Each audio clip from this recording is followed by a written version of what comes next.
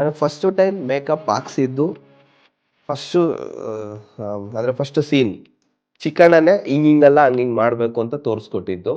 ತುಂಬ ಜನಕ್ಕೆ ಗೊತ್ತೇ ಇಲ್ಲ, ನಾನು ಹೇಳ್ಕೊಳಕ್ಕೂ ಟೈಮ್ ಸಿಕ್ಕಲಿಲ್ಲ, ಅಂದರೆ ಆ ಕರೆಕ್ಟು ಸಿಕ್ಕಲಿಲ್ಲ.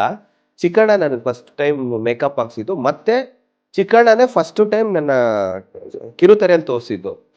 ನಂಬಲ್ಲ, ನಾನು ಯಾವುದು ಶೋ ಬಗ್ಗೆ ಮಾತಾಡ್ತಿಲ್ಲ, ಆ್ಯಕ್ಟಿಂಗ್ ಅಂದ್ರೇ ಗೊತ್ತಿರಲ್ಲ, ಅವ್ರು ಏನು ಮಾಡಬೇಕು ಗೊತ್ತಿರಲ್ಲ, ಡೈಲಾಗ್ ಹೇಳೋದಕ್ಕೆ ಸಂಬಂಧ ಮಾಡ್ತಿರ್ತಾರೆ, ಡೈಲಾಗ್ ಹೆಂಗೆ ಹೇಳಬೇಕು ಗೊತ್ತಿಲ್ಲ, ಒಂದು ರಸ ಗೊತ್ತಿಲ್ಲ, ಅವ್ರನ್ನ ಕರ್ಕೊಂಬಂದು ವೇದಿಕೆಯಲ್ಲಿ ಕೂಗಿಸ್ಕೊಂಡಿರ್ತಾರೆ. ಆ್ಯಕ್ಚುಲಿ ಏನು ಗೊತ್ತಾ, ಕೈಯಲ್ಲಿ ಕೈ ಹಿಡ್ಕೊಂಡು ಅವ್ರಿಗೆ ಹೇಳಿದೆ, ನಾನು ಜೀವನದಲ್ಲಿ ಇಷ್ಟೆಲ್ಲ ಒಂದು ಏನೇನೋ ಕಷ್ಟಗಳು ತಿಂದ್ಬಿಟ್ಟಿದ್ದೀನಿ, ಜೀವನ ಪೂರ್ತಿ ಚೆನ್ನಾಗಿರ್ತೀನಿ ಅಂತ ಫುಲ್ ಫೀಲಿಂಗಲ್ಲಿ ಕೈ ಹಿಡ್ಕೊಂಡು ಐ ಲವ್ ಯು ಅಂದೆ. ನೋಡೋಣ ಅಂದ್ವಿ. ನಮ್ಮನ್ನು ಆ್ಯಕ್ಚುಲಿ ಕ್ರೇಜಿ ಕಪಲ್ಸ್ ಅಂತಾನೆ ಕರಿತಾ ಇದ್ದಿದ್ದು. ಬಿಕಾಸ್ ಯಾಕಂದ್ರೆ ಮನೇಲಿ ಅವ್ಳ ಡ್ರೆಸ್ ಎಲ್ಲ ನಾನು ಹಾಕೊಂತಿರ್ತೀನಿ. ಆಕ್ಚುಲಿ ಗಾಳಿ ಚೆನ್ನಾಗಿ ಆಡುತ್ತಲ್ಲ, ಅದಕ್ಕೆ ಎಲ್ಲ ನೋಡಿದವರು ಏನ್ ಚಂದ ಮಾಡ್ತಾವ, ಏನ್ ಎನರ್ಜಿ ಇದೆ, ಏನ್ ಸ್ಟೈಲ್ ಇದೆ. 2ನೇ ಎಪಿಸೋಡ್ಗೆ ಅದು ಕೂಡಿಸ್ಬಿಟ್ವಾ, ನಮ್ಮ ಬಗ್ಗೆ ಎಕ್ಸ್ಪೆಕ್ಟೇಷನ್ ಜಾಸ್ತಿ ಆಗ್ಬೋದು. ಆಮೇಲೆ ನಾವು 1-2 ಕಡೆ ಕಾಲಿಗೆಲ್ಲ ಬೆಂಕಿ ಹಚ್ಕೊಂಡು, ಕಾಲು ಸುಟ್ಕೊಂಡು, ಕೈ ಸುಟ್ಕೊಂಡು ಎಲ್ಲ ಆದಮೇಲೆ ಸ್ವಲ್ಪ ಸ್ಟ್ಯಾಮಿನಾ ಕಮ್ಮಿ ಆಗ್ತಾ ಬರುತ್ತೆ. ಯಾಕಂದರೆ ನಾನ್ ಸ್ಟಾಪು ಪ್ರತಿ ವೀಕು ಡ್ಯಾನ್ಸ್ ಮಾಡೋಕ್ಕೆ ಕಷ್ಟ ಆಗ್ತದಂತೂ. ಈ ಯಾರಕ್ಕೊಂದು 500 ಕೊಟ್ಟಿದ್ದೀರಾ, ಈ ಶಾಲ್ಗೊಂದು 300 ಕೊಟ್ಟಿದ್ದೀರಾ, ಈ ಶೀಲ್ಡ್ಗೊಂದು 200 ಕೊಟ್ಟಿರ್ತೀರಾ ಅಲ್ವಾ? ಅದೇ $1,000 ಎನ್ವಲಪ್ ಕೊಟ್ಬಿಟ್ರೆ ನನಗೆ ಖುಷಿ ಆಗಲ್ವಾ ಅಂತೀನಿ. ಅದು ತಗೊಂಡೋಗಿ ನಿಜವಲ್ಲೂ ಅದು ಗೌರವ ಕೊಡ್ತೀವಿ, ಬಟ್ ತಗೊಂಡೋಗಿ ಇಟ್ಕೊಂಡು ಏನು ಮಾಡಿ ನಾನು ನನಗೆ ಗೊತ್ತಿಲ್ಲ. ಅದೇ ರಾಯರು ಒಲಿದ್ರು ಅಂತ. ಯಾಕಂದರೆ ನಾನು ಯಾವತ್ತೂ ರಾಯರಿಗೆ ಪೂಜೆ ಮಾಡ್ದವನಲ್ಲ, ರಾಯರಿಗೆ ಕೈ ಮುಗ್ದವನಲ್ಲ, ನಾನು ದೇವ್ರನ್ನೇ ನಂಬದೇ ಇರೋನು. ನನ್ನ ಲೈಫಲ್ಲಿ ಒಂದು ಹೊಡೆತ ಬೀಳುತ್ತೆ, ಆ ಹೊಡೆತದಲ್ಲಿ ಹಾಸ್ಪಿಟ್ಲಲ್ಲಿ ಇರ್ತೀನಿ ನಾನು. ಬಿಕಾಸ್ ನಾನು ನೆಕ್ಸ್ಟ್ ಡೇ ನಾನು ಬದುಕಲ್ಲ ಅಂತ ಹೇಳಿರ್ತಾರೆ ಡಾಕ್ಟ್ರು.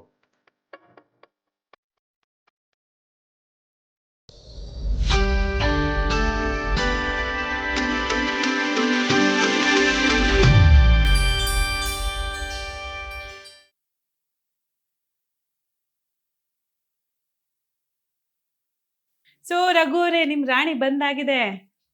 ಆಕ್ಚುಲಿ ನನಗೆ ಶಾಕ್ ಇದೆ. ಆಕ್ಚುಲಿ ಸೀರಿಯಸ್ಲಿ ಕಿಂಗಿಗೆ ಮ್ಯಾಚಿಂಗ್ ಕ್ವೀನಾ? ಹೌದು. ಇದು ಆಕ್ಚುಲಿ ಇವಾಗಿಂದ ಅಲ್ಲ, ಸುಮಾರು ನಾವು ಲವ್ ಮಾಡಿ ಫಸ್ಟ್ ಡೇ ನಾವಿಬ್ರು ಪ್ರಪೋಸ್ ಆಗಿದ್ದು January 1st. ಯಾವ ಇಯರ್? 2-3 ವರ್ಷ ಆಯ್ತಾ ಬಂದು. ಇಯರ್ ಹೇಳ್ಬೇಕಾದ್ರೆ ಬೇಡ ಬೇಡ ಬೇಡ ಹಂಗೆಲ್ಲ ಇಯರ್ ಒಂಚೂರು ಹೇಳಿ. ಸುಮ್ಮನೆ ರಮ್ಮ. ಇಯರ್ 21. ಆಮೇಲೆ ಮದ್ವೆ ಆಗಿರೋ ಡೇಟ್ ಹೇಳ್ಬೇಕು, ಎಲ್ಲ ಹೇಳ್ಬೇಕು. ಇದು ಮಾರ್ಚು. ಇಯರ್ ಇಯರ್ 1 ವರ್ಷ ಆಯ್ತು ಅಷ್ಟೇ. Last year. ನನಗೆ ಒಂದು ಖುಷಿ ಆಗೋದೇನಂದ್ರೆ, ರಘು ಅವ್ರು ಸ್ವಲ್ಪ ಅವ್ರ ಅಪ್ಪನ್ ತರ ಅಂತ ಅನ್ಸ್ತು. ನಿಮಗೆ ಹೇಗೆ ಅನ್ಸ್ತಾ ಆ ತರ? ಹೌದು, ಆಲ್ಮೋಸ್ಟ್ ಯಾಕೆ ಅಂತ ಕೇಳಿ. ನೀವು ಯಾಕೆ ಅಂತ ಕೇಳಿ. ಯಾಕೆ ಹೇಳಿ? ಅದೇ ಅವ್ರ ಅಪ್ಪ ಲವ್ ಮಾಡಿ ಮದ್ವೆ ಆಗಿದ್ದು, ಅವ್ರ ಅಮ್ಮನ ನಮ್ಮಪ್ಪ ಒಬ್ರನ್ನೇ ಲವ್ ಮಾಡಿಲ್ಲ, ತುಂಬಾ ಜನ ಲವ್ ಮಾಡವ್ರೆ. ಅವ್ರ ಇಂಟರ್ವ್ಯೂ ನೋಡ್ತಾರೆ ಅನ್ಸುತ್ತೆ. 100% ನಾನೇ ಕಳಿಸ್ಕೊಡ್ತೀನಿ. ವಾಟ್ಸಪ್ ಎಲ್ಲ ಯೂಸ್ ಮಾಡ್ತಾರೆ? ಅದೆಲ್ಲ ಏನಿಲ್ಲ ಪಾಪ, ಯಾರು ಕಳ್ಸಿದ್ರೆ ಅಕ್ಕಪಕ್ಕದವ್ರು ತೋರಿಸ್ತಾರೆ.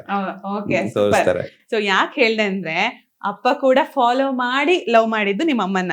ಸೊ ನೀವು ಇವ್ರನ್ನ ಫಾಲೋ ಮಾಡಿ ಲವ್ ಮಾಡಿದ್ರ? 100% ಇನ್ಸ್ಟಾಗ್ರಾಮ್ ಅಲ್ಲಿ. ನಿಮ್ ರಾಣಿ ಬಗ್ಗೆ ಹೇಳಿ. ಅದು ನಿಜ, ನನ್ನ ಮಗಳು ಮಗು. ಅವಳು ಕೋಪ ಮಾಡ್ಕೊಂಡ್ರೆ ಅಷ್ಟೇ, ಅವಳು ಸೌಂಡ್ ಆತರ ಇದೆಯಾ? ಅದೆಲ್ಲ ಮಾಡಲ್ಲ, ಸುಮ್ಮನ್ ಮಲ್ಕೊಂತಾಳೆ ಅಷ್ಟೇ. ಎಷ್ಟ್ ಎಳೆದ್ರು ತಿರುಗ್ಸಿದ್ರು ಏನ್ ಮಾಡಿದ್ರು ರಿಯಾಕ್ಷನ್ ಇರಲ್ಲ ಅದ್ರದ್ದು. ಸುಮ್ಮನ್ ಗೊಂಬೆ ತರ ಇರ್ತಾಳೆ. ನಾನ್ ಕಿರ್ಚಾಡ ತಕ್ಕಂಗೆ ಅವಳು ಕಿರ್ಚಾಡ್ತಾಳೆ. ನೋಡಕ್ಕೂ ಗೊಂಬೆ ತರಾನೇ ಇದ್ದಾರೆ. ಅಯ್ಯೋ ದೃಷ್ಟಿ ಆಯ್ತದಮ್ಮ. ಸೊ ಮಗಳು ತರ ನನ್ಗೆ ಅದೊಂದ್ ಮಗು ಇದೆ ನನ್ಗೆ ಮನೇಲಿ ಅನ್ನೋ ಫೀಲು. ನನ್ನನ್ನು ಅವಳು ಯಾವಾಗ್ಲೂ ಕರೆಯೋದೆ ಮಮ್ಮಿ ಮಮ್ಮಿ ಅಂತ. ಎಲ್ಲರೂ ಅವ್ರ ಅಪ್ಪ ಅಮ್ಮನ ಪ್ರೀತಿಯಿಂದ ಕರೆ ನನ್ನನ್ನು ಮಮ್ಮಿ ಮಮ್ಮಿ ಅಂತ ಕರೀತಾಳೆ. ಇಬ್ರು ನಾಗಮಂಗ್ಲದವ್ರಂತೆ ನೀವು? ಹೌದು. ಗೌಡ್ರು? ಹೌದು. ನೋಡೋದಾದ್ರೆ ನಾವಿಬ್ರು ಒಂದ್ ಸ್ವಲ್ಪ ಫಾರ್ ಡಿಸ್ಟೆಂಟ್ ರಿಲೇಟಿವ್ ಕೂಡ ಆಗ್ಬೋದು ನಾವು. ಓಕೆ. ಸೊ ಇನ್ಸ್ಟಾಗ್ರಾಮ್ ಸ್ಟೋರಿ ಹೇಳಿ, ತುಂಬಾ ಯುವ ಜನತೆಗೆ ಇದು ಮಾದರಿ ಆಗಬಲ್ಲಂತಹ ವಿಚಾರ. ಇದನ್ನ ತುಂಬಾ ಕಡೆ ಹೇಳ್ಬಿಟ್ಟಿದೀವಿ, ಆದ್ರೂ ನಿಮ್ಗೋಸ್ಕರ ಒಂದ್ಸರಿ ಒಂದ್ ಶಾರ್ಟ್ ಆಗಿ ಹೇಳ್ತೀವಿ. ಇನ್ಸ್ಟಾಗ್ರಾಮ್ ಅಲ್ಲಿ ಒಂದು ಮೆಸೇಜ್ ಬರುತ್ತೆ. 2 ಮಾರ್ಕ್ಸಿಗೆ ಆನ್ಸರ್ ಇದು. ಬರೀ 2 ಮಾರ್ಕ್ಸ್ ಸ್ಪೆಷಲ್. ಓಕೆ. ಇನ್ಸ್ಟಾಗ್ರಾಮ್ ಅಲ್ಲಿ ಒಂದು ಮೆಸೇಜ್ ಬರುತ್ತೆ, ವಿ ಲವ್ ಕಾಮಿಡಿ ಕಲಡಿಗಳು, ತುಂಬಾ ಚೆನ್ನಾಗಿ ಮಾಡ್ತಾ ಇದೀರಾ, ಆ ತರ ಈ ತರ ಅಂತೆಲ್ಲ. ಯಾವ್ದೋ ಫಿಗರ್ ಚೆನ್ನಾಗಿದೆ ಅಂತ ಪ್ರೊಫೈಲ್ ಓಪನ್ ಮಾಡ್ತೀವಿ. ಫಿಗರ್ ಚೆನ್ನಾಗಿತ್ತು. ನಾನು ಗುಡ್ ಮಾರ್ನಿಂಗ್ ಅಂತೆಲ್ಲ ಮೆಸೇಜ್ ಮಾಡಿದೆ. Send me your photo. ಇಲ್ಲ ರೆಡ್ ಹಾರ್ಟ್. ಓಕೆ. ಹಾರ್ಟ್ ಹಾಕೇ ಇರ್ಲಿಲ್ಲ ನಾನು, ಸುಳ್ಳು ಹೇಳ್ಬೇಡ. ಸುಮ್ಮನೆ ಏನೋ ಒಂದು ಕಂಟೆಂಟ್ ಹೇಳೋಣ. ಆಮೇಲೆ ಎಲ್ಲ ಆಯ್ತು, ಒಂದ್ 3-4 ದಿವಸ ಮೆಸೇಜ್ ಮಾಡಿದೆ. ಸೆಂಡ್ ಮಿ ಯುವರ್ ಪಿಕ್ಚರ್ ಹೇಳಿ ಅದು. ಸೆಂಡ್ ಮಿ ಯುವರ್ ಪಿಕ್ ಅಂದೆ. ನೋಡಿದ ತಕ್ಷಣ ಜೂನಿಯರ್ ರಮ್ಯನ್ ನೋಡ್ದಂಗ ಆಗೋಯ್ತು. ಆಕ್ಚುಲಿ ಅವಳು ಈ ಪೋರ್ಷನ್ ಎಲ್ಲ ರಮ್ಯಾ ಅವ್ರ ತರ ಕಾಣತ್ತಾ, ರಮ್ಯಾ ಮ್ಯಾಮ್ ತರ. ನಾನು ಅಯ್ಯೋ ಅವ್ರ ಚಿಕ್ಕ ವಯಸ್ಸು ಸೇಮ್ ಒಂದಷ್ಟು. ಇವಳು ಏನಂದ್ರೆ ರಮ್ಯಾ ಅವ್ರ ಬಿಗ್ ಫ್ಯಾನ್ ಬೇರೆ, ಅದನ್ನ ಮರ್ಜ್ ಮಾಡಿ ಬೇರೆ ಅವ್ರಿಗೆ ಆಗಾಸ್ ಹಾಕೊಂಡು ಹಿಂಗಿರೋ ಫೋಟೋನೆಲ್ಲ ಮರ್ಜ್ ಮಾಡಿ ಹಾಕೊಂಡಿದ್ಲಾಯ್ತಾ. ಓ ಸಖತ್, ಹಂಗಾದ್ರೆ ಇವಳ ರಮ್ಯಾ ಅವ್ರನ್ನ ಭೇಟಿ ಮಾಡಿಸ್ತೀನಿ ಅಂತ ಕ್ಯಾಚ್ ಹಾಕೊಂಡ್ಬಿಡೋಣ ಅಂತ ನಾನು. ಅದಾದ್ಮೇಲೆ ಫೋಟೋ ಎಲ್ಲ ನೋಡಿದೆ. ಆಮೇಲೆ ನೋಡಿ, ನಾನು ಜಾಸ್ತಿ ಇನ್ಸ್ಟಾಗ್ರಾಮ್ ಎಲ್ಲ ಯೂಸ್ ಮಾಡಲ್ಲ, ನೀವೊಂದು ಕೆಲಸ ಮಾಡ್ಬಿಡಿ, ನನಗೆ ವಾಟ್ಸಪ್ ನಂಬರ್ ಶೇರ್ ಮಾಡ್ಬಿಡಿ ಅಂತ. ನಾನೊಬ್ಬ ಆಕ್ಟರ್ ಅನ್ನೋದು ಮೈಂಡಲ್ಲಿ ಇದೆ ಅವಳಿಗೆ, ಬಟ್ ಆದ್ರೆ ಆಟಿಟ್ಯೂಡ್ ಜಾಸ್ತಿ ಅವಳಿಗೆ. ನಾನೇ ಬೆಳಿಗ್ಗೆ ಗುಡ್ ಮಾರ್ನಿಂಗ್, ಗುಡ್ ನೈಟ್, ಊಟ ಆಯ್ತಾ, ತಿಂಡಿ ಆಯ್ತಾ ಅಂದ್ರೆ 3 ದಿವಸಕ್ಕೆ ಒಂದು ರಿಪ್ಲೈ.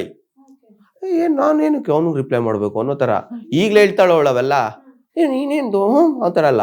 ನಾನು ಆಮೇಲೆ 3 ತಿಂಗಳಾದ್ಮೇಲೆ ಮೆಸೇಜಸ್ ಎಲ್ಲ ಪ್ರಪೋಸಸ್ ಎಲ್ಲ ಆಯ್ತದು. ತಾಕತ್ತಿದ್ರೆ ಡೈರೆಕ್ಟ್ ಆಗಿ ಬಂದು ಪ್ರಪೋಸ್ ಮಾಡಿ ಅಂದ್ಲು. ನನಗೊಂದು ಟೆನ್ಷನ್ ಏನಂದ್ರೆ, ಇವ್ರ ಮನೇಲಿ ಅಣ್ಣವ್ರು ಇದ್ದಾರೆ ಚೇತನ್ ಅಂತೇಳಿ, ಅವರು ಪೊಲೀಸು, ಎಲ್ಲಿ ಕರ್ಕೊಂಡು ಅವ್ರು ರುಬ್ಬಿಸ್ಬಿಡ್ತಾಳೋ ಅನ್ನೋ ಟೆನ್ಷನ್ ನನಗೆ. ಆಮೇಲೆ ಕರ್ಕೊಂಡು ಹೋದೆ ಘಾಟಿ ಸುಬ್ರಹ್ಮಣ್ಯ ದೇವಸ್ಥಾನದ ಹತ್ರ ಒಂದು ಡ್ಯಾಮ್ ಇದೆ, ಆ ಡ್ಯಾಮ್ ಹತ್ರ ನಿಂತ್ಕೊಂಡು ಹೋಗೋಣ ಅಂತ ಹೋಗ್ತಾ ಇದ್ದೀವಿ. ಆಕ್ಚುಲಿ ನೋಡಿ, ಅದೇ ಹೇಳೋದು, ನನಗೆ ಅವಾಗ ಕಾರ್ ಇರಲಿಲ್ಲ ಆಕ್ಚುಲಿ, ನಂತರ 2 ವೀಲರ್ ಇದ್ದಿದ್ದು. ಅದು ಫ್ರೆಂಡ್ ಯಾವುದು ಬುಲೆಟ್ ಇಸ್ಕೊಂಡು ಹೋಗಿದ್ದೆ. ನಮ್ಮ ಹತ್ರ ಇರೋ ಜುಪಿಟರ್ ಅಲ್ಲಿ ಕರ್ಕೊಂಡು ಹೋದ್ರೆ ಅಂದ್ರೆ ಯಾರು ಅದು ಬೇರೆ ಪ್ರಶ್ನೆ. ಒಂಥರ ಬುಲೆಟ್ ಅಲ್ಲಿ ಹೋಗೋಣ ಅನ್ನೋ ಒಂದು ಆಸೆ. ಬುಲೆಟ್ ಎಲ್ಲ ಈಸ್ಕೊಂಡು ಮೇಡಮ್ನ ಕರ್ಕೊಂಡು ಯಾವ ಕಲರ್ ಡ್ರೆಸ್ ಹಾಕೋತೀರಾ ಅಂತೆಲ್ಲ ಕೇಳ್ಕೊಂಡು ಅದಕ್ಕೆ ಮ್ಯಾಚಿಂಗ್ ಮಾಡ್ಕೊಂಡು, ಬ್ಲ್ಯಾಕ್ ಅಂಡ್ ವೈಟ್ ಅಂದ್ರು, ನಾನು ವೈಟ್ ಬ್ಯಾಕ್ ಎಲ್ಲ ಹಾಕೊಂಡು ಹೋದೆ. ಹೋಗ್ಬಿಟ್ಟು ಕೈ ಹಿಡ್ಕೊಂಡು ಹೋಗ್ಬಿಟ್ಟು ಎಲ್ಲ ಮಾತಾಡಿದೆ. ನೀನು ಇರುವಾಗ ಬೇರೇನು ಇರಲ್ಲ, ಮಿಕ್ಸ್ಡ್ ಫೀಲಿಂಗ್ ಓಡ್ತಾ ಇರುತ್ತೆ, ಎಲ್ಲ ಮಿಕ್ಸ್ ಆಗಿರುತ್ತೆ ಅವ್ರಿಗೆ. ಆಕ್ಚುಲಿ ಏನ್ ಗೊತ್ತಾ, ಕೈಯಲ್ಲಿ ಕೈ ಹಿಡ್ಕೊಂಡು ಅವಳಿಗೆ ಹೇಳಿದೆ, ನೋಡು ನಾನು ಜೀವನದಲ್ಲಿ ಇಷ್ಟೆಲ್ಲ ನೊಂದು ಬೆಂದು ಏನೇನೋ ಕಷ್ಟಗಳು ತಿನ್ಬಿಟ್ಟಿದೀನಿ, ಜೀವನ ಪೂರ್ತಿ ಚೆನ್ನಾಗಿರ್ತೀನಿ ಅಂತ ಫುಲ್ ಫೀಲಿಂಗ್ ಅಲ್ಲಿ ಕೈ ಹಿಡ್ಕೊಂಡು ಐ ಲವ್ ಯು ಅಂದೆ. ನೋಡೋಣ ಅಂದ್ಲು. ನಂಗೆ ಮಜಾ ಏನ್ ಗೊತ್ತಾಗಿದ್ದು, ಅಲ್ಲೊಂದಷ್ಟು ಜನ ನಾನು ನೋಡ್ಬಿಟ್ಟು ಫೋಟೋ ತೆಗೆಸ್ಕೊಳಕ್ ಕಾಯ್ಕೊಂಡು ನಿಂತವ್ರೆ. ಅಂತದ್ರಲ್ಲಿ ಇವಳು ನಾನು ಪ್ರಪೋಸ್ ಮಾಡ್ತಾ ಇದ್ದೀನಿ, ಇವಳು ರಿಯಾಕ್ಷನ್ ನೋಡೋಣ ಅನ್ನೋ ತರ ಇದೆಯಲ್ಲ ಅಂತ. ಆಯ್ತು, ಅದಾದ್ಮೇಲೆ ನಮ್ ಸಿಕ್ಕಾಪಟ್ಟೆ ಬ್ರೇಕಪ್ಸ್ ಆಗಿದೆ ನಮ್ಗೆ. ತಿಂಗ್ಳಿಗೆ 15 ನಮ್ಮ ಮೊಬೈಲೇ ಬ್ರೇಕಪ್. ಅವಳ ಮೊಬೈಲ್ ಚೆಕ್ ಮಾಡಿದೆ ಅಂತ ಬ್ರೇಕಪ್, ಫೋನಲ್ಲಿ ಯಾಕೆ ವೇಟಿಂಗ್ ಬರ್ತಿತ್ತು ಅಂದಿದ್ದಕ್ಕೆ ಬ್ರೇಕಪ್, ಎಲ್ಲದಕ್ಕೂ ಕಾಮಿಡಿ ಏನ್ ಗೊತ್ತಾ. ಆಕ್ಚುಲಿ ಅಷ್ಟೆಲ್ಲ ಬ್ರೇಕಪ್ ಆಗಿದ್ದಕ್ಕೆ ಇವತ್ತು ನನ್ನ ಜೊತೆ ಚೆನ್ನಾಗಿದ್ದೀವಿ ನಾವಿಬ್ರು. ನೀವು ನಂಬಲ್ಲ, ಎಂಗೇಜ್ಮೆಂಟ್ ಆದ್ಮೇಲೆ ಬ್ರೇಕಪ್ ಆಗಿ ಮದುವೆ ನಿನ್ಸ್ಬಿಟ್ಟಿದ್ಲು. ಇರಿ ತಡೀರಿ, ನಾನು ಅವ್ರ ಹತ್ರ ಮಾತಾಡ್ತೀನಿ. ಹಾಯ್ ರಂಜಿತಾ ಅವ್ರೆ. ಹಾಯ್, ಹೇಳಿ. ಇಷ್ಟೊತ್ತೆಲ್ಲ ನಿಮ್ ಬಗ್ಗೆ ಕೇಳ್ತಾ ಇದ್ದೀವಿ. ಸೊ ಏನ್ ಓದಿದ್ ರಂಜಿತಾ ನೀವು? ನಾನ್ ಡಿಗ್ರಿ ಕಂಪ್ಲೀಟ್ ಮಾಡಿದೀನಿ. ನನ್ಗೆ ಆಕ್ಚುಲಿ ಅದಕ್ ಮುಂಚೆ ಒಂದ್ ಆಂಕರ್ ಆಗಿ ವರ್ಕ್ ಮಾಡ್ತಿದ್ದೆ. ಅವಾಗ್ಲೇ ಇವ್ರು ನನಗ್ ಸ್ವಲ್ಪ ಪರಿಚಯ ಆಗಿದ್ದು, ಬಟ್ ಆದ್ರೆ ಅವಾಗ ನಾವಿಬ್ರು ಮಾತಾಡ್ತಿರ್ಲಿಲ್ಲ, ಸುಮ್ನೆ ಹಾಯ್ ಬಾಯ್. ಅದಾದ್ಮೇಲೆ ನಾನು ಕಾಮಿಡಿ ಕಿಲಾಡಿ ನೋಡಿ ಅವಾಗ ಅಷ್ಟು ಶುರು ಮಾಡಿದ್ರಲ್ವಾ ಇವ್ರು ಕೂಡ ಜರ್ನಿನ. ಇವತ್ತು ಒಂದ್ ಒಳ್ಳೆ ವೇದಿಕೆಯಲ್ಲಿದ್ದಾರೆ ಅಂತ ನಾನು ಇವ್ರು ವಿಶ್ ಮಾಡಕ್ಕೆ ನಾನು ಇನ್ಸ್ಟಾಗ್ರಾಮ್ ಅಲ್ಲಿ ಕಳ್ಸಿದ್ದೆ, ಚೆನ್ನಾಗಿ ವಿಶ್ ಮಾಡೋದು ವೈಫ್ ಆಗೋದ್ಲು, ಒಳ್ಳೇದಾಗ್ಲಿ ಅಂತ. ಸೊ ಹಂಗೆ ಎಲ್ಲೋ ನೋಡಿದಿನಲ್ಲ ಇವ್ರು ನನ್ ಪರಿಚಯ ಅನ್ಬಿಟ್ಟು ಅಲ್ಲಿಂದ ಶುರುವಾಗಿದ್ ನಮ್ಗೆ. ಏನಿತ್ತು ಥಾಟ್ ಮೆಸೇಜ್ ಮಾಡ್ಬೇಕಂದ್ರಲ್ಲ? ಏನು ಇರ್ಲಿಲ್ಲ ಥಾಟ್ ನನ್ಗೆ, ನಿಜವಾಗ್ಲೂ ಬ್ಲಾಂಕ್ ಆಗಿ. ಒಂದ್ ಫ್ರೆಂಡ್, ಈಗ ನಿಮ್ಗೆ ಯಾರೋ ಒಬ್ರು ಫ್ರೆಂಡ್ ಇರ್ತಾರೆ, ತುಂಬಾ ಜನಕ್ಕೆ ಮೆಸೇಜ್ ಮಾಡ್ತಿರ್ಬಿಡಿ, ಆದ್ರೆ ಈ ಮೆಸೇಜ್ ತುಂಬಾ ಸ್ಪೆಷಲ್ ಅಲ್ಲ? ಇಲ್ಲ, ಬಟ್ ಅವತ್ತಿಗೆ ನನ್ಗೆ ಏನು ಇರ್ಲಿಲ್ಲ, ಜಸ್ಟ್ ಅವ್ರಿಗೊಂದು ಒಳ್ಳೆ ವಿಶ್ ಮಾಡ್ಬೇಕು ಅನ್ನೋದಷ್ಟೇ. ಅವಳು ಮದ್ವೆ ಆಗೋವರೆಗೂ ಏನು ಇರ್ಲಿಲ್ಲ, ಅವಳು ಯಾರನ್ನು ನಂಬಲ್ಲ ಆಕ್ಚುಲಿ. ಆ ವಿಚಾರದಲ್ಲಂತೂ ನಾನು ಅಯ್ಯೋ ಎಂತ ಡೇಂಜರ್ ಅಂದ್ರೆ, ಎಲ್ಲಾದ್ರೂ ಆಚೆ ಹೋದ್ರೆ ನಾನು ಫೋನ್ ನಂಬರ್ ಎಲ್ಲ ಬರ್ದ್ಬಿಟ್ಟು ಇಲ್ಲಿ ಇಟ್ಟಿದ್ದೀನಿ ಅಂತ ಹೇಳ್ಬಿಟ್ಟು ಬರೋದು ಮನೇಲಿ ಕ್ಯಾರೆಕ್ಟರ್. ಅದು ಏನಾದ್ರು ಹೆಚ್ಚು ಕಮ್ಮಿ ಆಗ್ಬಿಟ್ರೆ ಅಂತ. ಅವಳು ಫೋನ್ ಸ್ವಿಚ್ ಆಫ್ ಆದ್ರೆ ಅವಳು ನನ್ನೂ ನಂಬಿಲ್ಲ ಆಕ್ಚುಲಿ. ಅಂದ್ರೆ ಮದ್ವೆಗಿನ ಮುಂಚೆ ಇದ್ದಿದ್ದೆ ರಂಜಿತಾನೇ ಬೇರೆ, ಮದ್ವೆ ಆದ್ಮೇಲೆ ಆಗಿರೋ ರಂಜಿತಾನೇ ಬೇರೆ. ತುಂಬಾ ಇಷ್ಟ ಆಗೋದೇನ್ ಗೊತ್ತಾ, ಯಂಗ್ ಜನರೇಷನ್ ನ ಒಂದು ರಿಲೇಶನ್ಶಿಪ್ ಅಲ್ಲಿ ಸೊ ನೀವು ಎಷ್ಟು ಕ್ಲಿಯರ್ ಆಗಿ ಕ್ರಿಸ್ಟಲ್ ತರ ಹೇಳ್ತಿದ್ದೀರಾ ನೋಡಿ. ಅಪ್ಪ ಅಮ್ಮಂಗೆ ಎಲ್ರಿಗೂ ಭಯ ಇರುತ್ತೆ, ಮಕ್ಳನ್ನೆಲ್ಲೋ ಕಳಿಸ್ತೀವಿ ಹೋಗ್ತೀವಿ ಅಂತ. ಎಲ್ರಿಗೂ ಇಂಥದ್ದೇ ಒಂದು ಮೈಂಡ್ ಸೆಟ್ ಇದ್ರೆ ಅಪ್ಪ ಅಮ್ಮ ಆರಾಮಾಗಿರ್ಬಹುದಲ್ವಾ? So I am happy for you. Happy for you. Okay, so Ranjitha ನೀವ್ ಹೇಳಿ, ಯೂಶಲಿ ಕಲಾವಿದ್ರು ನಾವು ತೆರೆಲ್ ನೋಡೋದಕ್ಕೆ ಚಂದಾಗಿರುತ್ತೆ. ನೀವ್ ಏನೇ ಎಂಟರ್ಟೈನ್ಮೆಂಟ್ ಫೀಲ್ಡ್ ಇದ್ರು ಕೂಡ ವೆನ್ ಇಟ್ ಕಮ್ಸ್ ಟು ನೀವು ಮದ್ವೆ ಅಂತ ಬಂದಾಗ, ಯಾರನ್ನ ಮದ್ವೆ ಆಗ್ಬೇಕಂದಾಗ, ಪರ್ಸನಲ್ ಲೈಫ್ ಬಂದಾಗ ಇಲ್ಲ ನನ್ಗೊಂದು ಸೆಟಲ್ ಲೈಫ್ ಬೇಕು, ಹುಡ್ಗಂಗ್ ಒಂದ್ ಕಾರ್ ಇರ್ಬೇಕು, ಒಂದ್ ಮನೆ ಇರ್ಬೇಕು, ಆ ತರದ್ದೆಲ್ಲ ಥಾಟ್ ಇರುತ್ತೆ. ಸೊ ಇವ್ರು ನಿಮ್ಗೆ ಪ್ರಪೋಸ್ ಮಾಡಿದಾಗ ನನಗೆ ಗೊತ್ತಿಲ್ಲ ಅವ್ರ ಫಿನಾನ್ಷಿಯಲ್ ಸ್ಟೇಟ್ ಯಾವ ತರ ಇತ್ತು ಏನೋ, ನಿಮ್ಮ ಮೈಂಡ್ ಸೆಟ್ ಯಾವ ರೀತಿ ಇತ್ತು ಅಂತ. ಯಾಕಂದ್ರೆ ಮೋಸ್ಟ್ ಆಫ್ ದ ರಿಲೇಶನ್ಶಿಪ್ ಅದೇ ಸುತ್ತನೇ ಇರುತ್ತೆ, ಅದು ಫೇಲ್ಯೂರ್ ಆಗೋದಕ್ಕೆ ಕೂಡ ಅದೇ ರೀಸನ್ ಆಗಿರುತ್ತೆ. ಮೇಡಮ್ ಇದು ನಾನು ಹೇಳ, ಯಾಕಂದ್ರೆ ಹೆಣ್ಮಕ್ಳು ಏನೇ ಥಿಂಕ್ ಮಾಡಿರ್ಬೋದು, ಬಟ್ ಆದ್ರೆ ಅವಳನ್ನ ನೋಡಿದಾಗ ಏನ್ ಅನಿಸ್ತಿದೆ ಗೊತ್ತಾ, ಈ ವರ್ಷ ಅಂದ್ರೆ ಲವ್ ಮಾಡ್ಬೇಕಾದ್ರೆ ಅವಳು ಇವತ್ತವರೆಗೂ ದುಡ್ಡಿಗೆ ವ್ಯಾಲ್ಯೂ ಮಾಡ್ಲಿಲ್ಲ. ಅವಳು ಒಂದೇ ಆಸೆ ಪಡೋದು ಪ್ರೀತಿಸ್ಬೇಕು, ನನ್ನನ್ನು ಚೆನ್ನಾಗಿ ನೋಡ್ಕೊಬೇಕು. ಸೊ ರಘು ಅವ್ರಂತೂ ಅವ್ರ ಹೆಂಡತಿನ ಏನಕ್ಕೂ ಬಿಟ್ಕೊಡ್ತಿಲ್ಲ. ಸೊ ನಾವ್ ರಂಜಿತ್ ಅವ್ರ ಥಾಟ್ ಕೇಳ್ಬೇಕಲ್ಲ, ಖಂಡಿತ. ಅವ್ರ ಮೈಂಡ್ ನೀವು ವಾಯ್ಸಾ ಹಾ ಆತರ? ಎಸ್, ಇಲ್ಲ ಮಾತಾಡ್ತಾಳೆ, ತುಂಬಾ ಚೆನ್ನಾಗಿ ಮಾತಾಡ್ತಾಳೆ, ಮಾತಾಡ್ಸಿ. ಓಕೆ, ನೀವು ಹೇಳಿ. ನಾನ್ ಕೇಳಿದ್ನಲ್ಲ, ನಿಮ್ಗೆ ಏನ್ ಅನ್ನಿಸ್ತು ಈ ತರ ಕಲಾವಿದ್ರ ಮದ್ವೆ ಆಗ್ಬೇಕು, ಮದ್ವೆ ಆಗ್ಬಾರ್ದು, ಆ ತರದ್ದೆಲ್ಲ ಏನಾದ್ರು ಇತ್ತ ತಲೆಯಲ್ಲಿ? ಇಲ್ಲ, ನಂಗೆ ಆ ತರ ಥಾಟ್ ಏನೂ ಇರ್ಲಿಲ್ಲ. ಅದೇ ಅವ್ರು ಹೇಳಿದ್ರಲ್ಲ, ಎಷ್ಟೊಂದ್ ಜನ ನನ್ನ ಜೊತೆ ಫೋಟೋ ತಗೊಳಕ್ ರೆಡಿ ಇದ್ರು, ಬಟ್ ಇವಳು ನಾನು ಪ್ರಪೋಸ್ ಮಾಡಿದ್ರು ಅಕ್ಸೆಪ್ಟ್ ಮಾಡ್ತಿರ್ಲಿಲ್ಲ ಅಂತ. ಸೊ ನಂಗೆ ಯಾವತ್ತೂ ಆರ್ಟಿಸ್ಟ್ ನ ಮದ್ವೆ ಆಗ್ಬೇಕು ಅಂತಾಗ್ಲಿ, ಇಲ್ಲ ಫಿನಾನ್ಷಿಯಲ್ ಸ್ಟೇಟಸ್ ಬಗ್ಗೆ ಆಗ್ಲಿ ನಂಗೆ ಏನೂ ಇರ್ಲಿಲ್ಲ. ನಂಗೆ ಮೇನ್ ತಲೆಯಲ್ಲಿ ಇದ್ದಿದ್ದಂದ್ರೆ ಲವ್ ಅಷ್ಟೇ. ಇವಾಗ ಏನ್ ಇವರು ಫಸ್ಟ್ ಡೇ ಪ್ರಾಮಿಸ್ ಮಾಡ್ತಾರಲ್ಲ, ಅದನ್ನ ಹೇಳ್ತಾರಲ್ಲ ಆಲ್ಮೋಸ್ಟ್ ಫಾರ್ ಎವರ್ ತಗೊಂಡ್ ಹೋಗ್ಬೇಕಂತ. ನನ್ಗೆ ಆ ಪ್ರೀತಿ ಯಾವಾಗ್ಲೂ ಹಂಗೆ ಇರು, ಚೇಂಜ್ ಆಗ್ಬಿಡ. ಯಾಕಂದ್ರೆ ಈಗ ಲವ್ ಮಾಡೋವಾಗ ಒಂಥರ ಇರ್ತಾರೆ, ಲವ್ ಮಾಡಾದ್ಮೇಲೆ ಮದ್ವೆ ಆದ್ಮೇಲೆ ಸ್ವಲ್ಪ ಚೇಂಜ್ ಆಗ್ಬಿಡ್ತಾರೆ. ಸೊ ನಂಗೆ ಅದು ಬೇಡ. ಆತರ ನೀನ್ ಒಂದೇ ಒಂದ್ ಕಾನ್ಸ್ಟೆಂಟ್ ಅಲ್ಲಿ ಲವ್ ಮಾಡ್ತಾ ಹೋಗೋದಾದ್ರೆ, ಅಂಡರ್ಸ್ಟ್ಯಾಂಡಿಂಗ್ ಆಗಿದ್ರೆ ನನ್ಗೆ ಇಷ್ಟ ಅಂತ ನಾನು ಹೇಳಿದ್ದೆ. ಹಂಗೆ ಇದೀನಲ್ವಾ? ಮದ್ವೆ ಡೇಟ್ ಮರ್ತ್ ಬಿಟ್ಟಿದ್ಯಾ? ಇಲ್ಲ, ಸ್ವಲ್ಪ ಲವ್ ಕಮ್ಮಿ. March 12. Year March March 12. Okay, ಯಾವ ವರ್ಷ? ಇಯರ್ 22. ಕರೆಕ್ಟಾ? ಅಲ್ಲ 23. 22. 23 ಇಲ್ಲ 22. ಹೌದಾ? ಸರಿ ಲೆಕ್ಕ ಇಲ್ಲ 22, 23, 24, 22. ಕರೆಕ್ಟ್. 2 ವರ್ಷ ಆಯ್ತು ಹಾಗಿದ್ರೆ. ಇಲ್ಲ ಮೇಡಮ್, ಇನ್ನೂ 1.5 ವರ್ಷ ಆಗಿದೆ. ಮತ್ತೆ ಫುಲ್ 21, 22 ಅಂತ ಕೌಂಟ್ ಮಾಡಿದ್ರೆ 2 ವರ್ಷ. ಸುಮ್ಮನೆ ಹಂಗೆ ಮ್ಯಾಥ್ಸ್ ಅಲ್ಲಿ ವೀಕು. ಹಂಗೆಲ್ಲ ಎಸ್ಕೇಪ್ ಆಗದೆ ಹಿಂಗೆ ಮರ್ತ್ ಬಿಡ್ತಾರೆ ನೋಡಿ. ಅದು ಮದ್ವೆ ಆದಾಗ first month, second month, third month ಅಂತೆಲ್ಲ ಹಾಕ್ತಾ ಇದ್ರು. ಹೋಗ್ತಾ ಹೋಗ್ತಾ 5-6 ಮಂತ್ಸ್ ಬರೋಷ್ಟಲ್ಲಿ ಹೊಟ್ಟೋಯ್ತದು. ಇಲ್ಲ, ಹಂಗೆಲ್ಲ ಏನಿಲ್ಲ, ಮಾಡ್ತಿರ್ತೀನಿ, ಈಗ್ಲೂ ಈ ಆಗ್ತಿರ್ತೀನಿ. ಗಿಫ್ಟ್ ಎಲ್ಲ ಕೊಡೋದು ಆ ತರದೆಲ್ಲ ಅದು ಫ್ಯಾಂಟಸಿ ಎಲ್ಲ ಇದೆಯಾ? ಗಿಫ್ಟ್ ಎಲ್ಲ ಅಂದ್ರೆ ಸುಳ್ಳು ಹೇಳ್ಬಾರ್ದಮ್ಮು. ಅದೆಲ್ಲ ನಾನು ಆಕ್ಚುಲಿ ಬರ್ಡೇ ಅವಳಿಗೆ ಸಿಕ್ಕಾಪಟ್ಟೆ ಎಂಜಾಯ್ ಮಾಡ್ತಾಳೆ. ಗಿಫ್ಟ್ ಮಾಡ್ತಾರೆ. ಬಟ್ ಅದ್ ಬಿಟ್ಟುನು ಯಾವಾಗಾದ್ರೂ ನಂಗೆ ಡ್ರೆಸ್ ಅಂದ್ರೆ ಇಷ್ಟ. ಯೂಶಲಿ ಹುಡ್ಗಿರ್ಗೆ ಅಂದ್ರೆ ಬಟ್ಟೆ ಇಷ್ಟ ಅಲ್ವಾ? ಸೊ ಅವಾಗ ನಂಗೆ ಗೊತ್ತಿಲ್ದಂಗೆ ಅವರೇ ಡ್ರೆಸ್ ಕೂಡ ಶಾಪಿಂಗ್ ಮಾಡಿ ಅದನ್ನ ತರ್ಲೂಬಾರ್ದು ಅಂತ ಅನ್ಸಿದೆ ಈ ನಡುವೆ. ಯಾಕೆ? ನಾನೇನೋ ಇಷ್ಟ ಪಟ್ಬಿಟ್ಟು ಅವಳಿಗೋಸ್ಕರ ಡ್ರೆಸ್ ಡಿಸೈನ್ ಅಲ್ಲಿ ಬೇರೆ ಕಲರ್ ಇರ್ಲಿಲ್ವಾ? ಬೇರೆ ಕಲರ್ ಅಲ್ಲಿ ಇದೆ ಡಿಸೈನ್. ಅದಾಳ ಹೋಲಿ. ಈಗ ನಾವೊಂದು 3,000 ರೂಪಾಯಿ ಕೊಟ್ಟು ಒಂದು ಡ್ರೆಸ್ ತಗೊಂಡ್ ಹೋಗ್ತೀವಿ, ಖುಷಿ ಆಗತ್ತೆ ಅವಳಿಗೆ. ಎಕ್ಸಾಂಪಲ್ ತಗೊಂಡೋದೆ, ಕೊಟ್ಟೆ, ಅಯ್ಯೋ ವಾವ್ ಚೆನ್ನಾಗಿದೆ, ಇದ್ರಲ್ಲಿ ಇನ್ನೊಂಚೂರು ಏನಾರು ನೋಡ್ಬೋದಿತ್ತೇನೋ ಅಂತ ಮತ್ತೆ ಅಂಗಡಿ ಎಕ್ಸ್ಚೇಂಜ್ ಕರ್ಕೊಂಡು ಹೋಗ್ತಾರೆ. ಆ ಅಂಗಡಿಗೆ ಎಕ್ಸ್ಚೇಂಜ್ ಕರ್ಕೊಂಡು ಹೋದ್ಮೇಲೆ ಒಂದೇ ಡ್ರೆಸ್ ನೋಡ್ಕೊಂತ ಹೋಗ್ತಾರ? No way. ಆ ಹೋದ್ಮೇಲೆ ಇನ್ನೊಂದ್ 4 ಜೊತೆ 3 ಜೊತೆ ಆಗಿ ಇನ್ನೊಂಚೂರು ಜಾಸ್ತಿ ಆಗಿ ಬಜೆಟ್ ಹೊರಗಡೆ ಬರೋ ಅಷ್ಟ್ರಲ್ಲಿ ಜಾಬ್ ಖಾಲಿ ಆಗುತ್ತೆ. ಅವತ್ತೇ ಕ್ಯಾನ್ಸಲ್ ಮಾಡ್ಕೊಂಡ್ಬಿಟ್ಟಿದೀನಿ ನಾನು. ಯಾವ್ದೇ ಇನ್ಮೇಲೆ ಸರ್ಪ್ರೈಸ್ ಡ್ರೆಸ್ ಅಲ್ಲಿ ಮಾತ್ರ ಕೊಡಲ್ಲ. ಯಾಕಂದ್ರೆ ನಾನು ಕರ್ಕೊಂಡು ಹೋಗು, ಅವ್ಳಿಗೆ ಸರ್ಪ್ರೈಸ್ ಕೊಡ್ಬೇಕು ಅಂದ್ರೆ ಡ್ರೆಸ್ ತಗೊಂಡ್ ಹೋಗೋದು, ಮತ್ತೆ ವಾಪಸ್ ಹೋದಾಗ 4 ಜೊತೆ ಇನ್ನ ಇಟ್ಕೊ ಬರೋದು. ಯಾಕೆ ಬೇಕು? ಚಿನ್ನಗಿಂದಲ್ಲಿ ಹಂಗ್ ಮಾಡ್ಗಿಡೀರಾ? ಇಲ್ಲ, ಅದಕ್ಕೆ ಅವಳನ್ನೇ ಕರ್ಕೊಂಡು ಹೋಗಿದ್ದೆ. Okay, super. ಹೇಳಿ, ನಾನ್ ಸೆಲೆಬ್ರಿಟಿ ಆಗಿದ್ರಿ, ಈಗ ನೀವು ಕೂಡ ಸೆಲೆಬ್ರಿಟಿ, ಜನ ನೋಡಿದ್ರೆ ಗುರುತಿಸ್ತಾರೆ. ಸೀರುಂಡೆ ರಘು ಅವರು ವೈಫ್ ಅಂತಾರೆ, ರಂಜಿತ್ ಅಂತ. ಯಾವ್ದು ಖುಷಿ ಕೊಡುತ್ತೆ? ಇಲ್ಲ, ಎರಡೂ ಚೆನ್ನಾಗಿದೆ. ಬಟ್ ಅದೇ ಸೀರುಂಡೆ ಅವ್ರ ವೈಫ್ ಅನ್ನೋದೇ ಫಸ್ಟ್ ನಂಗೆ ಖುಷಿ ಕೊಡೋದು. ಸೊ ಬಟ್ ಇದಾದ್ಮೇಲೆ ನೀವ್ ಹೇಳ್ದಂಗ ಈಗ ಶೋ ಮಾಡಿದ್ರಿಂದ, ರಾಜಾರಾಣಿ ಶೋ ಮಾಡಿದ್ರಿಂದ ಎಲ್ಲರೂ ಇವಾಗ ಗುರ್ತಿಸ್ತಾರೆ. ಮತ್ತೆ ಪರ್ಫಾರ್ಮೆನ್ಸ್ ಕೂಡ ನೆನ್ಪಿಟ್ಕೊಂಡು ಹೇಳ್ತಾರೆ. ಅದು ನಂಗೆ ಖುಷಿ ಆಗುತ್ತೆ. ಹೇಗೆ ಆಯ್ತು ಇದು ರಾಜಾರಾಣಿ? ಅಂದ್ರೆ ನಮ್ಗ್ ಒನ್ ಡೇ ಕಾಲ್ ಬರುತ್ತೆ, ಪ್ರಭಾ ಮೇಡಮ್ ಮತ್ತೆ ಚೈತ್ರ ಅಂತ ಹೇಳಿ. ಟೈಮಿಂಗ್ ಮದ್ವೆ ಆಗಿದ್ರೆ ಟೈಮಿಂಗ್ ನೋಡಿ. ಆಕ್ಚುಲಿ ಹೇಳ್ಬೇಕು ಅಂದ್ರೆ ನಾವಾಗ ಮಗುಗೆ ಅಂತ ಪ್ಲಾನ್ ಇದ್ವಿ ನಾವು. ಈ ಶೋ ಬಂದಿದ್ದಕ್ಕೆ 3 ತಿಂಗಳು ಮುಂದಕ್ಕೆ ಹೋಯ್ತು ಅಷ್ಟೇ, ಇನ್ನೇನಿಲ್ಲ. ಅಲ್ಲಿ ಫೋನ್ ಮಾಡಿದ್ರು, ಅವ್ರು ತುಂಬಾ ಕ್ಯೂಟ್ ಕಪಲ್ಸ್, ಯಾವಾಗ ನೋಡಿದ್ರು ಮ್ಯಾಚಿಂಗ್ ಹಾಕಿರ್ತಾರ ಅವರು. ಇವಾಗ ಅಂತಲ್ಲ, ನಮ್ದು ಯಾವುದೇ ಫಂಕ್ಷನ್ ಹೋಗ್ಲಿ, ಏನೇ ಪ್ರೋಗ್ರಾಮ್ ಇರ್ಲಿ, ಮನೇಲಿ ಒಂದ್ ನೈಟ್ ಡ್ರೆಸ್ ಬಿಟ್ರೆ ಇನ್ ಮಿಕ್ಕಿದ್ ಯಾವುದೇ ಇದ್ ಕಡೆ ಹೋದ್ರು ನಾವು ಮ್ಯಾಚಿಂಗ್ ಆಗಿರ್ತೀವಿ. ತುಂಬಾ ಕ್ಯೂಟ್ ಆಗಿದ್ದಾರೆ, ತಗೊಳ್ಳಿ ಅಂತ ಹೇಳಿದ್ದಾರೆ. ಸೊ ಖುಷಿ ಆಯ್ತು, ಹೋದ್ವಿ, ಎಲ್ಲ ಮಾತಾಡ್ಕೊಂಡ್ ಬಂದ್ವಿ. ನಮ್ಮನ್ನ ಆಕ್ಚುಲಿ ಕ್ರೇಜಿ ಕಪಲ್ಸ್ ಅಂತಾನೆ ಕರಿತಾ ಇದ್ದಿದ್ದು.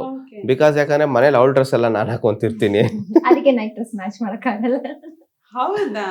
ಆಕ್ಚುಲಿ ಗಾಳಿ ಚೆನ್ನಾಗ್ ಆಡುತ್ತಲ್ಲ ಅದಕ್ಕೆ. ಸೊ ಯಾವ ಚಡ್ಡಿ ಇಷ್ಟಿರುತ್ತಲ್ಲ ಆ ಚಡ್ಡಿಗಳು, ಆಮೇಲೆ ಸಿಂಗಲ್ ಪೀಸ್ ಅದೆಲ್ಲ ಹಾಕೊಂತಿರ್ತೀನಿ ನಾನು. ಏನ್ ಈ ತರ ಎಲ್ಲ ಅಂದ್ಬಿಟ್ರೆ ನಿಜವಾಗ್ಲೂನು ಅದೆಲ್ಲ ರಾಜಾರಾಣಿ ಸ್ಟಾರ್ಟಿಂಗ್ ವಿಟಿ ಶೂಟ್ ಅಲ್ಲೇ ನನ್ ಡ್ರೆಸ್ ಹಾಕೊಂಡು ವಿಟಿ ಕೊಟ್ಟಿದ್ದಾರೆ ಅವರು. ಹೌದಾ? ಹೌದು. ಓಕೆ. ಸೊ ಆದ್ಮೇಲೆ ಏನೋ ಹೇಳಕ್ ಬಂದೆ, ಮರ್ತು. ಹೇಳಿ, ಹೇಗಾಯ್ತು ಅಂತ ಕೇಳ್ತಿದ್ದೆ. ಕ್ಯೂಟ್ ಕಪಲ್ ಅಂದ್ರು, ಕ್ರೇಜಿ ಕಪಲ್ ಅಂದ್ರು. ಸೊ ಸೂಪರ್ ಆಯ್ತು. ನಮಗ್ ಗೊತ್ತಿರ್ಲಿಲ್ಲ ಡ್ಯಾನ್ಸ್ ಶೋ ಅಂತ ಹೇಳಿ. ಫಸ್ಟಿಗೆ ನಾವೇನೋ ಸುಮ್ನೆ ಗೇಮ್ ಶೋ. ನಾನ್ ಕೇಳ್ಬೇಕು ನೋಡಿ, ರಾಜಾರಾಣಿ ಪ್ರತಿ ವಾರ ಡ್ಯಾನ್ಸ್ ಶೋನೇ?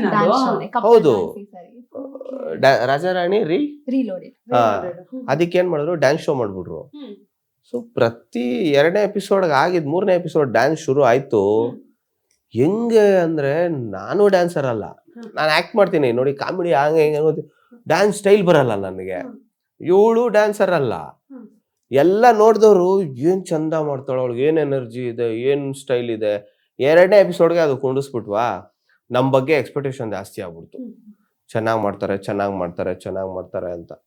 ಆಮೇಲೆ ನಾವು 1-2 ಕಡೆ ಕಾಲ್ಗೆಲ್ಲ ಬೆಂಕಿ ಹಚ್ಕೊಂಡು, ಕಾಲ್ ಸುಟ್ಕೊಂಡು, ಕೈ ಸುಟ್ಕೊಂಡು ಎಲ್ಲ ಆದ್ಮೇಲೆ ಸ್ವಲ್ಪ ಸ್ಟಾಮಿನಾ ಕಮ್ಮಿ ಆಗ್ತಾ ಬರುತ್ತೆ. ಯಾಕಂದ್ರೆ ನಾನ್ ಸ್ಟಾಪ್ ಪ್ರತಿ ವೀಕು ಡ್ಯಾನ್ಸ್ ಮಾಡಕ್ ಕಷ್ಟ ಆಗ್ತಾ ಬಂತು.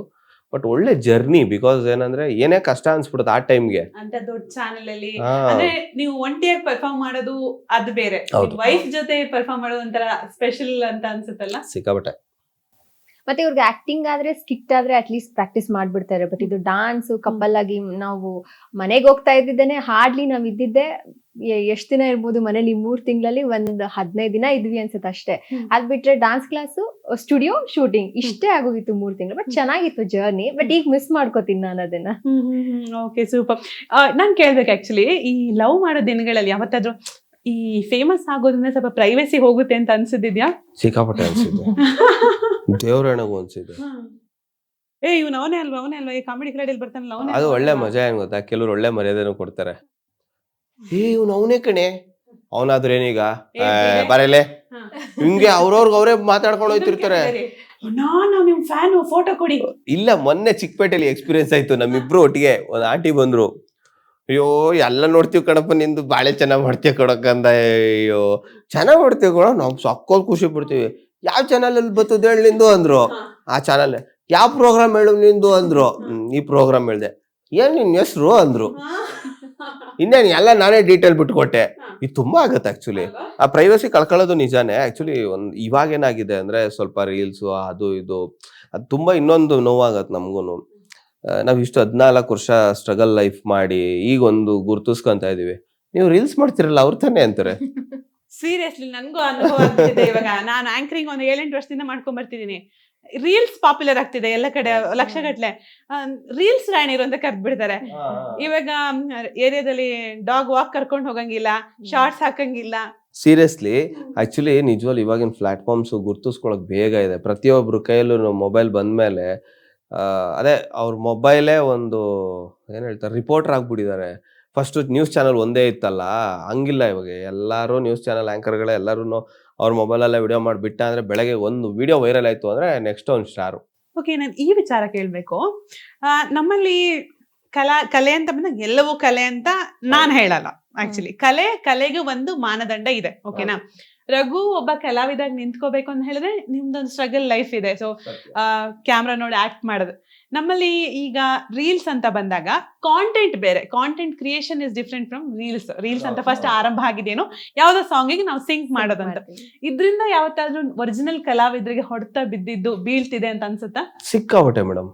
ಯಾಕೆ ಅಂತ ಹೇಳ್ತೀನಿ. ಇವತ್ತು ನಾನು ಮಾಧ್ಯಮದಲ್ಲೇ ಇರ್ಬೋದು, ಅವ್ರ ವ್ಯೂವರ್ಸ್ ಇದಾರೆ, ಅವ್ರ ಫಾಲೋವರ್ಸ್ ಇದಾರೆ ಅಂತ ಹೇಳಿ ಇವತ್ತು ಅವ್ರನ್ನ ರಿಯಾಲಿಟಿ ಶೋಸ್ಗಳಿಗೆ ಮತ್ತೊಂದಕ್ಕೆ ತಗೋಬಹುದು.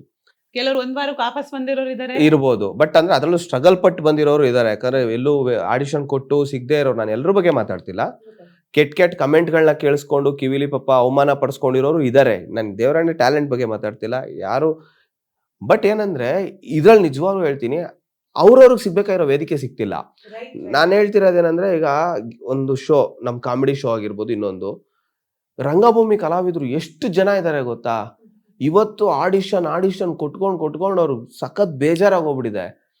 ಆ ರಂಗಭೂಮಿ ಕಲಾವಿದ್ರು ಸಿಗ್ಬೇಕಾಗಿರುವಂತ ವೇದಿಕೆಗಳು ರೀಲ್ಸ್ ಮಾಡೋರು ಸಿಕ್ಬಿಡ್ತು.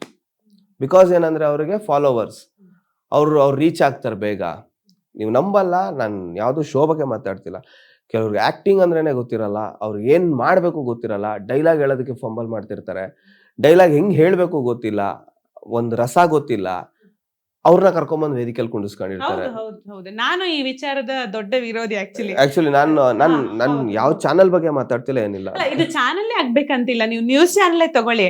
ಅವ್ರು ಜರ್ನಲಿಸಂ ಮಾಡ್ಬೇಕು ಅನ್ನೋ ಮಾನದಂಡ ಇಲ್ಲ. ಅಟ್ಲೀಸ್ಟ್ ಒಂದ್ ಪದ ನಿರ್ಗತಿಕ, ನಿರ್ದಿಗಂತ, ಹೊಸ ದಿಗಂತ. ನನ್ಗೆ ನಿಜವಾಗ್ಲೂ ರಂಗಭೂಮಿ ಕಲಾವಿದರುಗಳು ತುಂಬಾ ಜನ ಸಿಗ್ತಾರೆ ಮೇಡಮ್. ಸೀರಿಯಸ್ಲಿ ತುಂಬಾ ಕಷ್ಟ ಪಡ್ತಿರ್ತಾರೆ. ಅವ್ರು ಇವತ್ತು ಕೂಡ ಒಂದ್ ಶೋ ನಾಟಕ ಮಾಡಿ ಅವ್ರ ಜೀವನ ಕಟ್ಟಕ್ಕೆ ಎಲ್ಲೋ ಒಂದ್ ರೂಮ್ ಮಾಡ್ಕೊಂಡು ಮನೆ ಬಿಟ್ಟು ಬಂದು ನೀನಾಸಮಲ್ ಕಲ್ತಿದ್ದಾರೆ. ಎಷ್ಟೋ ಜನ ನನ್ನ ಫ್ರೆಂಡ್ಸೇ ಇದಾರೆ. ಅವ್ರಿಗೆ ಯಾಕೆ ಇನ್ನ ವೇದಿಕೆ ಸಿಗ್ತಿಲ್ಲ, ಅವ್ರಿಗೆ ಯಾಕೆ ಇನ್ನೂ ಈಗ ಪಾಪ ಅವ್ರು ಇವಾಗ ಹೌದಲ್ಲ ಇದ್ರಲ್ಲಿ ಒಂದ್ ಏನೋ ಮಾಡ್ಬೋದಲ್ಲ, ಅವ್ರು ಯೂಟ್ಯೂಬಲ್ಗಳಲ್ಲಿ ಇವಾಗ ಅವ್ರ ವಿಡಿಯೋಸ್ ಅಪ್ಲೋಡ್ ಮಾಡ್ಕೊಂತಿದ್ದಾರೆ, ಅದ್ರ ರೀಚ್ ಮಾಡಿಸ್ತಿದ್ದಾರೆ. ಸೊ ಅಂದ್ರೆ ಚಾನೆಲ್ಗಳಲ್ಲಿ ಎಲ್ಲಿ ಸಿಗ್ತಿಲ್ಲ ಅಂತ ಗೊತ್ತಾಯ್ತು, ಅವ್ರಿಗೆ ಇವಾಗ ಬರ್ತಿದೆ. ಹೌದು, ನೀವ್ ಹೇಳಿದ್ ನಿಜ.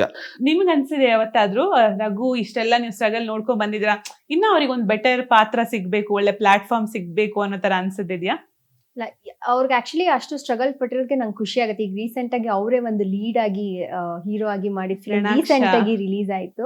ಸೊ ನಂಗೆ ಖುಷಿ ಕೊಡ್ತು. ನಾವ್ ಅದನ್ನೇ ಮಾತಾಡ್ತಾ ಇದ್ವಿ, ನೀನ್ ಇಷ್ಟು ವರ್ಷ ಸ್ಟ್ರಗಲ್ ಮಾಡಿರೋದಕ್ಕೆ ಇವತ್ತು ಒಂದು ಒಳ್ಳೆ ಪ್ಲಾಟ್ಫಾರ್ಮ್ ಆಗಿರ್ಬೋದು, ಮತ್ತೆ ಆ ಥಿಯೇಟರ್ ಮುಂದೆ ಕಟ್ಔಟ್ ಬರೋದು ಅಷ್ಟು ಈಸಿ ಅಲ್ಲ ಅಲ್ವಾ.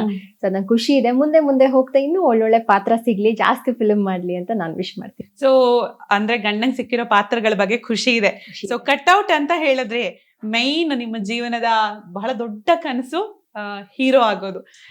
ಇಲ್ಲ, ನಾನು ಹೀರೋ ಆಗ್ಬೇಕು ಅನ್ಕೊಂಡಿರ್ಲಿಲ್ಲ. ನಾನು ಒಬ್ಬ ಕಾಮಿಡಿಯನ್ ಆಗಿರ್ಬೇಕು. ನಾನು ಫಸ್ಟ್ ಬಂದಿದ್ದೇನು ಗೊತ್ತಾ, ನನಗೆ ನೀವ್ ಯಾರು ಅಂತ ಗೊತ್ತಿಲ್ಲ, ನೀವು ನನ್ನನ್ನು ಬಂದು ಮಾತಾಡಿಸ್ಬೇಕು, ನಿಮ್ಮನ್ನ ಚೆನ್ನಾಗಿ ನೋಡ್ತೀವಿ ಕಾಮಿಡಿ ಕಿಲಾಡಿ, ಅಷ್ಟೇ ನಾನು ಆಸೆ ಪಟ್ಟಿದ್ದು. ಜನಗಳು ನನ್ನ ಗುರುತಿಸ್ಬೇಕು, ಮಾತಾಡಿಸ್ಬೇಕು ಅನ್ನೋ ಆಸೆ ಇಟ್ಕೊಂಬಂದೆ. ಬಟ್ ಗೊತ್ತಿಲ್ಲ, ನಾನು ನಂಬಿರೋ ರಾಯರು ಇಲ್ಲಿವರೆಗೂ ಕರ್ಕೊಂಬಂದು ನಿಲ್ಸಿದ್ದಾರೆ.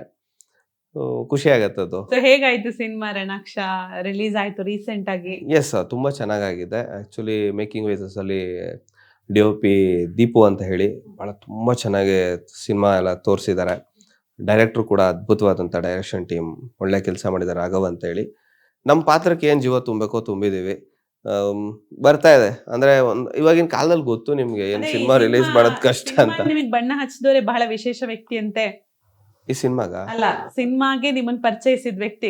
ಅಯ್ಯೋ ಹೌದು, ನಾನು ಆಕ್ಚುಲಿ ಅದೇ ಹೇಳಿದ್ನಲ್ಲ, ಇದಕ್ಕಿಂತ ಮುಂಚೆ ಅಂದ್ರೆ ರಾಜ್ ಮ್ಯೂಸಿಕ್ ಬರೋಕ್ಕಿಂತ ಮುಂಚೆ ಒಂದು ಸಿನಿಮಾ ಬರುತ್ತೆ, ಪ್ರೀತ್ಸೋರಿಗೆ ಒಂದಿನ ಅಂತ ಹೇಳಿ. ಆ ಸಿನಿಮಾದಲ್ಲಿ ಚಿಕ್ಕಣ್ಣ ಕಾಮಿಡಿಯನ್ ಮಾಡ್ತಿರ್ತಾರೆ. ನಾನು ಹೆಂಗೋ ಕನೆಕ್ಟ್ ಆಗಿ ಯಾವುದೋ ಇವ್ರ ಕಡೆಯಿಂದ ಹೋಗ್ತೀನಿ. ನನಗೆ ಫಸ್ಟ್ ಟೈಮ್ ಮೇಕಪ್ ಹಾಕ್ಸಿದ್ದು ಫಸ್ಟ್ ಸೀನ್ ಚಿಕ್ಕಣ್ಣನೇ ಹಿಂಗಲ್ಲ ಹಂಗಿಂಗ್ ಮಾಡಬೇಕು ಅಂತ ತೋರಿಸ್ಕೊಟ್ಟಿದ್ದು. ತುಂಬಾ ಜನಕ್ಕೆ ಗೊತ್ತೇ ಇಲ್ಲ, ನಾನು ಹೇಳ್ಕೊಳಕ್ಕೂ ಟೈಮ್ ಸಿಕ್ಲಿಲ್ಲ, ಅಂದ್ರೆ ಆ ಕರೆಕ್ಟು ಸಿಕ್ಲಿಲ್ಲ. ಚಿಕ್ಕಣ್ಣ ನನಗೆ ಫಸ್ಟ್ ಟೈಮ್ ಮೇಕಪ್ ಹಾಕ್ಸಿದ್ದು, ಮತ್ತೆ ಚಿಕ್ಕಣ್ಣನೇ ಫಸ್ಟ್ ಟೈಮ್ ನನ್ನ ಕಿರುತೆರೆಯಲ್ಲಿ ತೋರಿಸಿದ್ದು. ಉದಯ ಟಿವಿಲಿ ಕಾಮಿಡಿ ಖಾನಾವಳಿ ಅಂತ ಒಂದು ಶೋ ಬರ್ತಿತ್ತು. ನಾನು ಫಸ್ಟು ಒಂದೇ ಒಂದು ಡೀಸೆಂಟ್ ಕ್ಯಾರೆಕ್ಟರ್ ಮಾಡಿದ್ದು ಕಾಮಿಡಿ ಖಾನಾವಳಿ. ಅದು ಇವತ್ತು ಎಲ್ಲ ಇದೆ, ಫೋಟೋಸ್ ವಿಡಿಯೋಸ್ ಎಲ್ಲ ಇದೆ. ನಾನು ಸ್ಟಾರ್ಟಿಂಗ್ ಅಲ್ಲಿ ಇಂಟ್ರೊಡಕ್ಷನ್ ತಗೊಂಡಾಗ ನಮ್ಮ ಕನ್ನಡ ಚಿತ್ರರಂಗದಲ್ಲೂ ಕೂಡ ಕಾಮಿಡಿಯನ್ಸ್ ಹೀರೋ ಆಗಿದ್ದ ಎಕ್ಸಾಂಪಲ್ಸ್ ಇದೆ ಅಂತ. ಸೊ ಹ್ಯಾಪಿ ನೀವು ಕೂಡ ಅಂತದೊಂದು ಪಾತ್ರ ಮಾಡ್ತಿದ್ರು. ಆದ್ರೆ ಒಂದು ನಿಮ್ಮಲ್ಲಿ ಮನಸ್ಥಿತಿ ಇದೆಯಲ್ಲ, ಎಷ್ಟು ಕಾಲ ಆದ್ರೂ ಕೂಡ ನಾನು ಕಲಾವಿದನಾಗಿ ಉಳಿಬೇಕು ಅಂತ. ಖಂಡಿತ.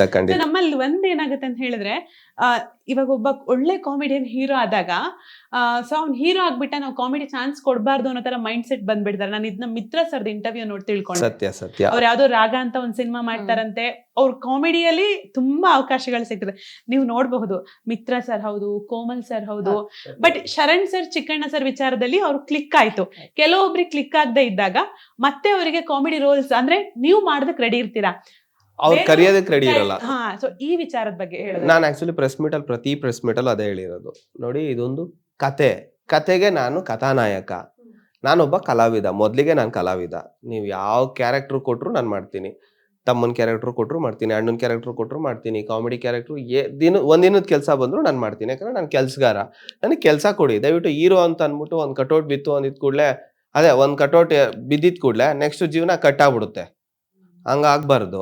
ಸೊ ಕಲಾವಿದ್ರು ಎಲ್ಲರಿಗೂ ಅಷ್ಟೇ, ನಾಯಕ ಅಂದ್ರೆ ಆ ಸಿನಿಮಾಗೆ ಏನೋ ಬೇಕಿತ್ತು, ಅದನ್ನ ನಾನು ಪೂರೈಸಿದ್ದೇನೆ ಅಷ್ಟೇ. ಎಲ್ಲಾ ಸಿನಿಮಾಗಳಲ್ಲೂ ಕಾಮಿಡಿಯನ್ನೇ ಇರ್ಗಳಾಗ್ಬಿಡ್ತಾರೆ. ಅಂದ್ರೆ ನೀವು ನೋಡಿಬೇಕಾರೆ ಎಷ್ಟೋ ಪಾತ್ರಗಳನ್ನ ನೆನಪಿರಲ್ಲ, ಆ ಕಾಮಿಡಿ ಮಾಡೋ ಕ್ಯಾರೆಕ್ಟರ್ ಸಿಕ್ಕಾಬಿಟ್ಟ ಹೈಲೈಟ್ ಆಗ್ಬಿಡತ್ತೆ. ನಾವ್ ಇವತ್ತಿಗೂ ನೋಡಿ ಬಿರಾದರ್ ಸರ್, ಮುಖ್ಯಮಂತ್ರಿ ಚಂದ್ರ ಸರ್, ದೊಡ್ಡಣ್ಣ ಸರ್ನೆಲ್ಲ ಒಂದೊಂದು ಪಾತ್ರಗಳಿಂದ ಇವತ್ತು ನಾವು ಯೋಚನೆ ಮಾಡ್ತೀವಿ, ಅವ್ರು ಯಾವ್ದು ಸೂರ್ಯವಂಶದಲ್ಲಿ ಮಾಡಿದ್ರ, ಸಿಂಹದ್ಯ ಸಿಂಹನ ಅಂತ ಅನ್ಕೊಂತೀವಿ ಅಲ್ವಾ. ಸೂಪರ್ ಅಂತ ನೀವ್ ಹೇಳಿ, ರಾಜಾರಾಣಿ ಆಯ್ತು, ನಿಮ್ಮಿಬ್ರಿಗೆ ಒಳ್ಳೆ ಹೆಸರು ಸಿಕ್ತು. ಆದ್ರೆ ಮದ್ವೆ ಆಗಿ ಒಂದ್ 2 ವರ್ಷ ಆಗ್ತಾ ಬಂದಿದ್ದಲ್ಲ, 1.5 ವರ್ಷ ಆಗ್ತಾ ಬಂತಲ್ಲ, ಯಾವತ್ತಾದ್ರೂ ಲೈಫ್ ಸ್ಟ್ರಗ್ಲಿಂಗ್ ಅನ್ನೋ ತರದ್ದು ಇತ್ತ? ಸೊ ಅಂದ್ರೆ ನಾಟ್ ಓನ್ಲಿ ಖುಷಿ, ಎಲ್ರು ಹೇಳ್ತೀವಿ ಗೊತ್ತಾ, ನಾವು ಖುಷಿಯಾಗಿದ್ದೀವಿ ಅಂತೆಲ್ಲ ಹೇಳ್ತೀವಿ. ಎಲ್ಲಾ ತರದ ಆಸ್ಪೆಕ್ಟ್ ಅಲ್ಲಿ ನಾವು ಫಿನಾನ್ಷಿಯಲಿ ನೋಡ್ಬೇಕು, ಆ ತರದ್ ನೋಡಿದಾಗ ಸ್ಟ್ರಗ್ಲಿಂಗ್ ಪೀರಿಯಡ್ ಅನ್ನೋದಿತ್ತ ತಮ್ಗೆ ಮದ್ವೆ ಆದ್ಮೇಲೆ?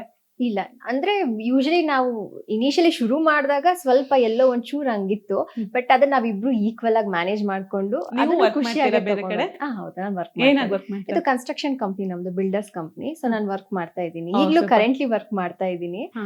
ಸೊ ನಮ್ಗೆಲ್ಲೂ ನನಗಂತೂ ಯಾವತ್ತೂ ಬೇಜಾರು ಆಗ್ಲಿಲ್ಲ, ಕಷ್ಟ ಅಂತಾನು ಅನ್ನಿಸ್ಲಿಲ್ಲ. ರಾಜಾರಾಣಿ ರಜೆ ಎಲ್ಲ ಕೊಟ್ರಾ? ಹಾ, ಅಫ್ಕೋರ್ಸ್ ನಾನು ಅವ್ರಿಗೆ ಥ್ಯಾಂಕ್ ಯು ಹೇಳ್ಬೇಕು. ನಮ್ ಕಂಪ್ನಿಗೆ 3 ತಿಂಗಳು ಅವ್ರು ರಜಾ ಕೊಟ್ರು, ಕಂಪ್ನಿ ಹೆಸರು ಹೇಳು.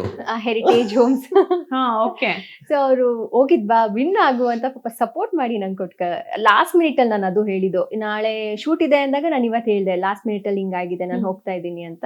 ಆರಾಮ್ಸೆ ಹೋಗಿದ್ಬಾ, ಒಳ್ಳೇದಾಗ್ಲಿ ಅಂತ ವಿಶ್ ಮಾಡಿ ಮತ್ತೆ ನಾನು ಬಂದ್ಮೇಲೂ ಕೂಡ ರೀಜಾಯ್ನ್ ಆಗಿದ್ದೀನಿ ನಾನು. ಸೂಪರ್. ಏನ್ ಗೊತ್ತಾ, ನಮ್ಮಲ್ಲಿ ತುಂಬಾ ಜನ ಏನಂತ ಹೇಳಿದ್ರೆ, ಲವ್ ಮಾಡಿ ಮದ್ವೆ ಆದಾಗ ಒಂದು ದೊಡ್ಡ ಹೈಪರ್ ಆಗಿರ್ತಾರಲ್ಲ, ಅವಾಗ ಹೇಳ್ತಾರೆ ನೀನೇನು ಕೆಲ್ಸಕ್ಕೆ ಹೋಗ್ಬೇಡ ಅಂತ ಹೇಳ್ತಾರೆ. ಬಟ್ ಇಬ್ರು ಕೆಲಸ ಮಾಡಿದ್ರೆ ಜೀವನ ಬ್ಯಾಲೆನ್ಸ್ ಆಗಿರುತ್ತೆ. ಸತ್ಯ. ಕೆಲಸ ಮಾಡೋದ್ರಿಂದ ನೀವು ಹೇಳ್ದ ಹಾಗೆ ಲೋಟ ತೊಳೆಯೋದವನಿಗೆ ಲೋಟ ಎಷ್ಟು ನೀಟಾಗಿ ತೊಳಿಬೇಕು ಅನ್ನೋದು ಇರ್ಬೇಕೆ ಹೊರತು ನಾನು ಲೋಟ ತೊಳಿತಿದ್ದೀನಿ ಅಂತ ಇರಬಾರ್ದು ಅಲ್ವಾ? ಸೊ ಅದೇ ವಿಚಾರಕ್ಕೆ ಮೋಸ್ಟ್ಲಿ ನೀವು ಇವತ್ತು ಇಷ್ಟೊಂದು ಸಕ್ಸಸ್ ಆಗಿದ್ದೀರಾ ಅನ್ಸುತ್ತೆ. ಸೊ ಈ ಸಂಭಾವನೆ ತಾರತಮ್ಯ ಅಂತ ನಮ್ಮ ಚಿತ್ರರಂಗದಲ್ಲಿ ಯಾವಾಗ್ಲೂ ಕೇಳಿ ಬರ್ತಿರುತ್ತೆ. ತುಂಬಾ ಜನ ಆರ್ಟಿಸ್ಟ್ ಎಲ್ಲ ಹೇಳ್ತಿರ್ತಾರೆ, ತಾವು ಕೂಡ ಫೇಸ್ ಮಾಡಿದೀರಾ ಆ ತರದ್ದು? ಅಯ್ಯೋ ಸಿಕ್ಕಾಬಿಟ್ಟೆ ಎಲ್ಲಾ ತರದಲ್ಲೂ. ಒಂದು ರಿಯಾಲಿಟಿ ಶೋ ಆಗಿರ್ಬೋದು, ಇಲ್ಲ ಒಂದು ಸಿನಿಮಾ ಆಗಿರ್ಬೋದು, ಇಲ್ಲ ನಾವು ಮಾಡೋ ಇವೆಂಟ್ಸ್ ಅಂದ್ರೆ ಪಬ್ಲಿಕ್ ಇವೆಂಟ್ ಆಗಿರ್ಬೋದು, ಅದೇನಂತಾನೆ ಗೊತ್ತಾಗಲ್ಲ. ಈಗ ನೋಡಿ, ನಾನು ಇವಾಗ 2,500 ತಗೊಂತಿದ್ದೆ ಅನ್ಕೊಳ್ಳಿ 2-3 ವರ್ಷದ ಮುಂಚೆ, ಅದೇ ಪೇಮೆಂಟ್ ಇವತ್ತು. ಹೌದು. ನಾನು ಒಂದ್ ಹೇಳ್ತೀನಿ, ನಮ್ಮೂರಲ್ಲಿ 5 ವರ್ಷದಿಂದ ತೋಟದ ಕೆಲ್ಸಕ್ಕೆ ಬರ್ತಿದ್ದವ್ರು 180 ರೂಪಾಯಿಗೆ ಬರ್ತಿದ್ರು. ಇವತ್ತು ಅವ್ರಿಗೆ 450 ರೂಪಾಯಿ ಸಂಬಳ. ನೋಡಿ ಡಿಫ್ರೆನ್ಸ್. ಅಲ್ಲ, ಅವಾಗಿನ ತರಕಾರಿ ರೇಟ್ ನೋಡಿ, ಪೆಟ್ರೋಲ್ ರೇಟ್ ನೋಡಿ, ಎಲ್ಲ ಚೇಂಜ್ ಆಗ್ತಾ ಬರುತ್ತೆ. ಬಟ್ ಕಲಾವಿದ್ರು ಪೇಮೆಂಟ್ ಮಾತ್ರ ಅಷ್ಟಕ್ಕೆ ಇರ್ತಾರೆ.